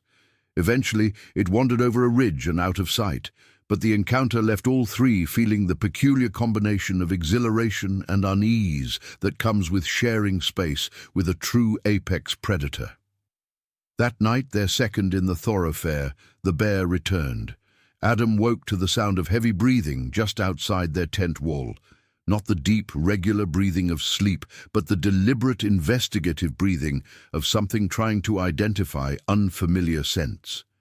His eyes snapped open in the darkness, and he could feel Megan's body tense beside him as she too awakened. The breathing moved along the side of their tent, pausing at the head end where their pillows were positioned. Adam could hear the slight whistle of air being drawn through massive nostrils, could almost sense the intelligence behind the investigation. The tent wall was less than 2 feet from his face, and beyond that thin barrier was 400 pounds of wild predator. The bear spent nearly 10 minutes exploring their campsite, its movements surprisingly quiet for such a large animal. They could hear it testing the bear box again, the scrape of claws on metal, the solid thunk of the container being pushed or lifted. But the box held, and eventually the sounds faded as the bear departed. Neither Adam nor Megan slept well for the remainder of the night. "He's getting bolder," Megan admitted over breakfast, studying the fresh tracks that now crisscrossed their entire campsite. The bear had been more thorough in its investigation, approaching closer to their tents, spending more time examining their gear. "Maybe we should consider cutting the trip short," Adam suggested. "Head back a day early." David looked up from his oatmeal. "Because a bear walked through our camp. That's just wilderness living. If we were going to run home every time we saw wildlife, we shouldn't have come to Yellowstone." Megan was quiet for a long moment, her biologist's mind working through behavioral patterns and probability calculations. "He's definitely habituated to investigating human campsites," she finally said, "but he hasn't shown any aggressive behavior. No bluff charges, no defensive posturing, just curiosity." "So we stay?" Adam asked. "We stay," she decided, "but we're extra careful tonight. No food outside the bear box, not even crumbs. We clean everything immediately after eating, and we keep the bear spray within easy reach." Their third day in the thoroughfare dawned grey and overcast, with a cold wind from the west that carried the scent of approaching weather. They decided to remain in camp, exploring the immediate area and photographing the abundant wildlife sign. Elk tracks were everywhere, and they found evidence of a wolf pack that had passed through recently. But it was the bear sign that dominated the landscape around their campsite. Not just tracks now, but scat, digging sites, and claw marks on trees. It was as if their presence had attracted every bear in the valley. "We're in a corridor," Megan realized as they examined a well-worn trail that passed within 50 yards of their camp. This is probably a major travel route for the local bear population. That afternoon, they saw 3 different bears. The first was their familiar visitor, still foraging in the valley, but noticeably closer to their campsite. The second was a smaller black bear that gave them a wide berth and disappeared quickly into the timber. The third sighting was the most concerning. They were returning to camp around 4 o'clock when David spotted movement in the trees near their tents.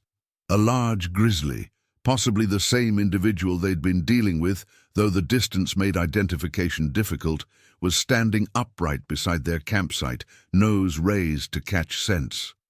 "He's checking us out," Megan whispered as they crouched behind a fallen log, watching through binoculars, trying to figure out our patterns. The bear dropped to all fours and began a methodical investigation of their entire camp setup. It approached each tent, sniffing carefully but not touching. It examined their fire ring, tested the bear box with its claws, and even investigated the creek where they'd been filtering water. "That's not normal curiosity anymore," David said quietly. "He's casing the joint." After 20 minutes, the bear departed, but not before turning to look directly at their hiding place, as if aware of their presence the entire time.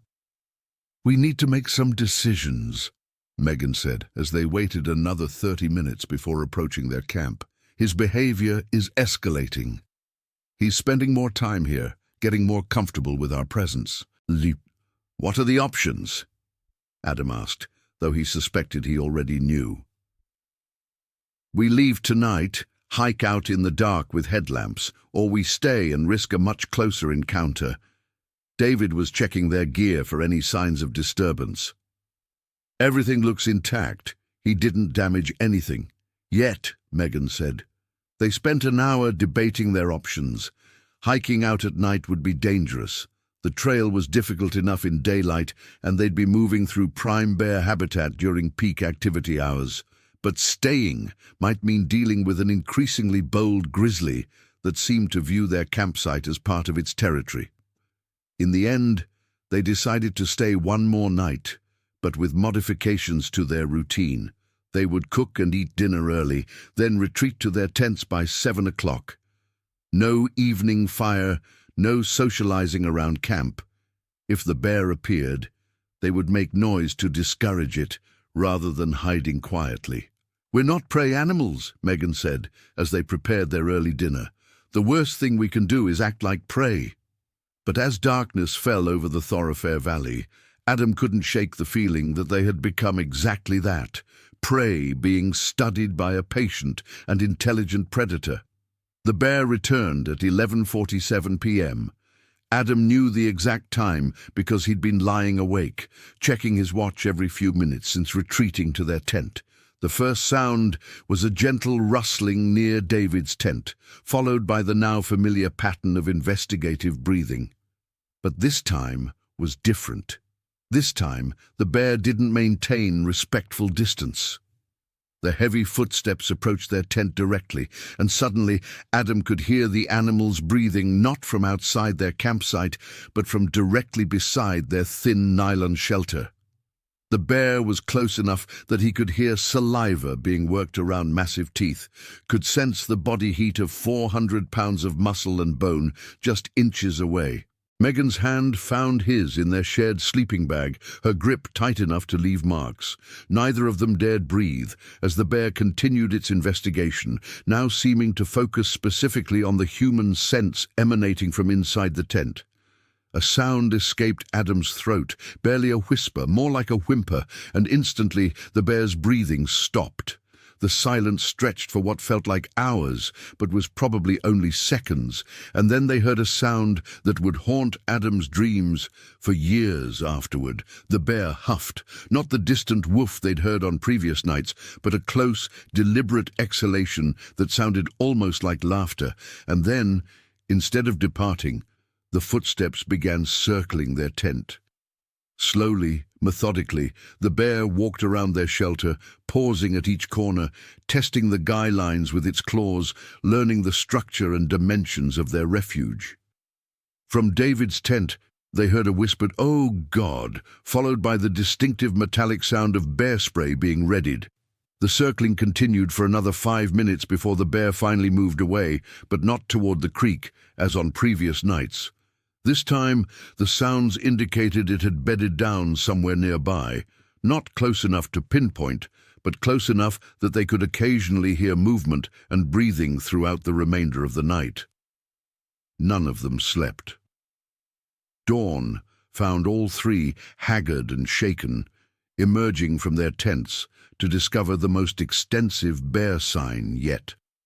Tracks everywhere, claw marks on trees surrounding their campsite, and most disturbing of all, several spots where the bear had apparently lain down, creating clear depressions in the earth within 50 feet of their tents. "He spent the night here," Megan said, her voice hoarse from stress and sleeplessness. "He's claimed this area. We're leaving today," Adam announced. "Right now. I don't care how dangerous the trail is." For once, David didn't argue. The confident outdoor veteran looked as shaken as Adam felt, but as they began breaking camp, they discovered a problem. During the night, the bear had apparently investigated their gear more thoroughly than they'd realized. David's pack, which had been stored inside his tent's vestibule, showed clear puncture marks from claws. One of the side pockets had been opened, not torn, but actually unzipped, as if by intelligent manipulation. "What was in that pocket?" Megan asked. David's face went pale. "Energy bars. Just a couple of energy bars I forgot about." "Are they gone?" "They're gone." The implications hit all three simultaneously. The bear hadn't just been investigating human scents out of curiosity. It had been learning, testing, probing for weaknesses in their food storage, and it had been rewarded with success. "We need to move fast," Megan said. "A bear that's gotten food from humans is a completely different animal than one that's just curious." They packed with desperate efficiency, checking and double-checking that no scented items remained in their campsite. The bear box was intact, but they now understood that their visitor had been conducting a systematic education in human camping behavior, learning how they stored food, where they kept their gear, and how they responded to pressure. By 8 a.m., they were hiking out, moving as fast as the difficult terrain would allow. Adam's pack felt heavier than it had on the way in, but adrenaline made up for fatigue. They spoke little, saving their energy for putting distance between themselves and what had become a predator's hunting ground. They'd covered 3 miles when Megan stopped abruptly, studying the trail ahead. "What is it?" David asked, breathing hard from their forced pace. "Tracks," she said. "Fresh tracks. He's ahead of us." Sure enough, the now familiar massive paw prints crossed the trail, coming from the direction of their former campsite and heading roughly parallel to the route they needed to take back to the trailhead.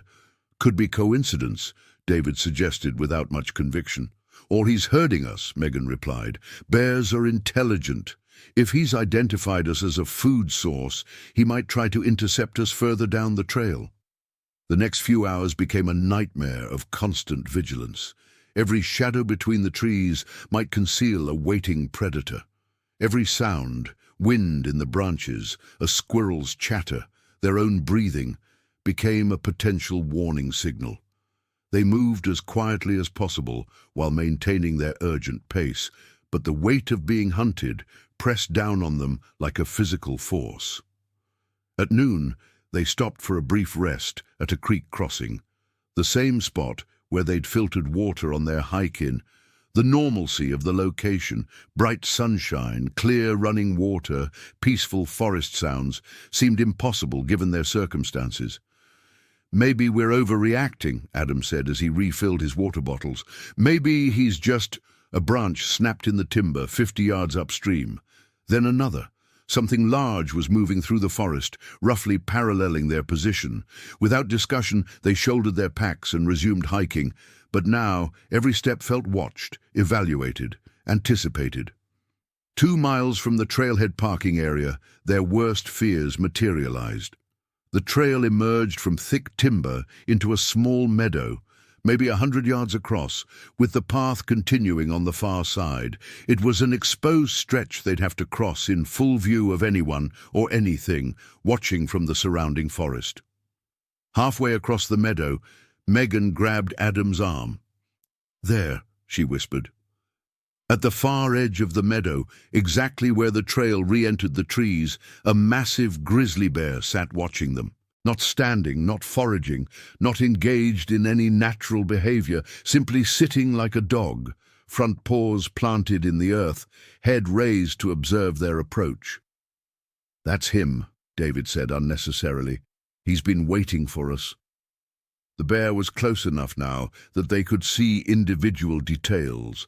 The silver-tipped guard hairs that gave grizzlies their name, the distinctive muscle hump behind the shoulders, the small, intelligent eyes that tracked their every movement. Its ears were forward, indicating attention rather than aggression, but its body language suggested complete confidence and control of the situation. "What do we do?" Adam asked. Megan was thinking fast, her training in wildlife biology warring with the primitive fear response that urged them to run. "We make ourselves look big. We make noise. We back away slowly. No sudden movements. No running." They spread out slightly, raised their arms above their heads, and began making as much noise as possible, yelling, clapping, banging their hiking poles against their pack frames. The sound echoed across the meadow, and for a moment it seemed to be working. The bear's ears flicked back briefly, and it shifted its weight as if preparing to retreat. But then it stood up. On its hind legs, the grizzly was enormous. Easily 7 feet tall, with massive forepaws that ended in claws longer than a man's fingers. It swayed slightly as it studied them, and Adam could swear he saw something like recognition in its expression, as if the bear were acknowledging opponents it had come to know well. "Keep making noise," Megan said, but her voice had changed. The confident biologist was being replaced by something much more primitive, much more afraid. The bear dropped to all fours and began walking toward them, not charging, not showing obvious aggression, but moving with the deliberate purpose of a predator that had made a decision. "Bear spray," David said, fumbling with the canister on his belt. "How close does he have to be?" 20 feet for effective range, Megan replied, but the bear was still 60 feet away and closing the distance steadily. They began backing up, maintaining their noise-making but putting as much distance as possible between themselves and the approaching predator. The bear matched their pace exactly, neither gaining ground nor falling behind, simply maintaining pressure while studying their responses. "He's herding us," Megan realized, "pushing us away from the trail toward rougher terrain where we'll be at more of a disadvantage." The meadow's edge was approaching behind them. Once they entered the timber, visibility would drop to mere feet, and the bear's natural advantages, stealth, power,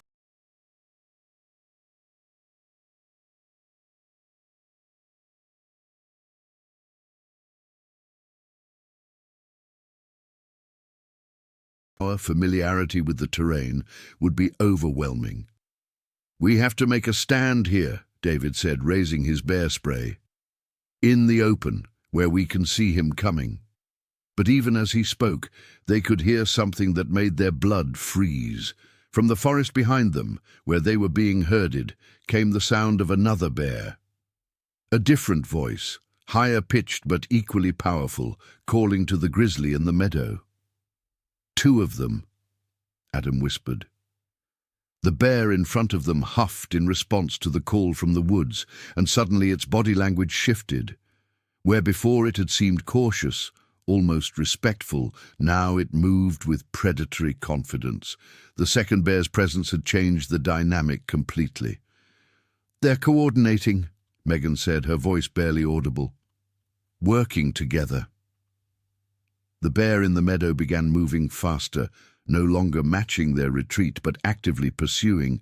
Behind them, they could hear the second bear crashing through the underbrush, positioning itself to cut off their escape route. It was David who made the decision that probably saved their lives. "Run," he said quietly, "not away from the trail, toward it. Past him, through the trees, get to the parking area. Never run from a bear," Megan protested, even as her legs tensed to do exactly that. "We're not dealing with normal bear behavior anymore," David replied. "Normal rules don't apply." The bear in the meadow was 30 feet away and accelerating. Behind them, the second bear had gone silent, which somehow was more terrifying than the noise had been. "Now," David said. They ran. The next 30 seconds passed in a blur of terror, adrenaline, and desperate hope. Adam's legs pumped harder than they ever had, his pack bouncing wildly as he sprinted across the meadow toward the trail. Beside him, Megan matched his pace despite carrying her full pack, while David fell slightly behind, periodically looking over his shoulder at their pursuers. The bear in the meadow rose to give chase, but not with the explosive speed Adam had expected. Instead, it loped after them with the confident pace of a predator that knew its prey couldn't maintain their sprint indefinitely. They reached the tree line and plunged into the forest, following the trail through pure instinct as branches tore at their clothing and pine boughs whipped across their faces.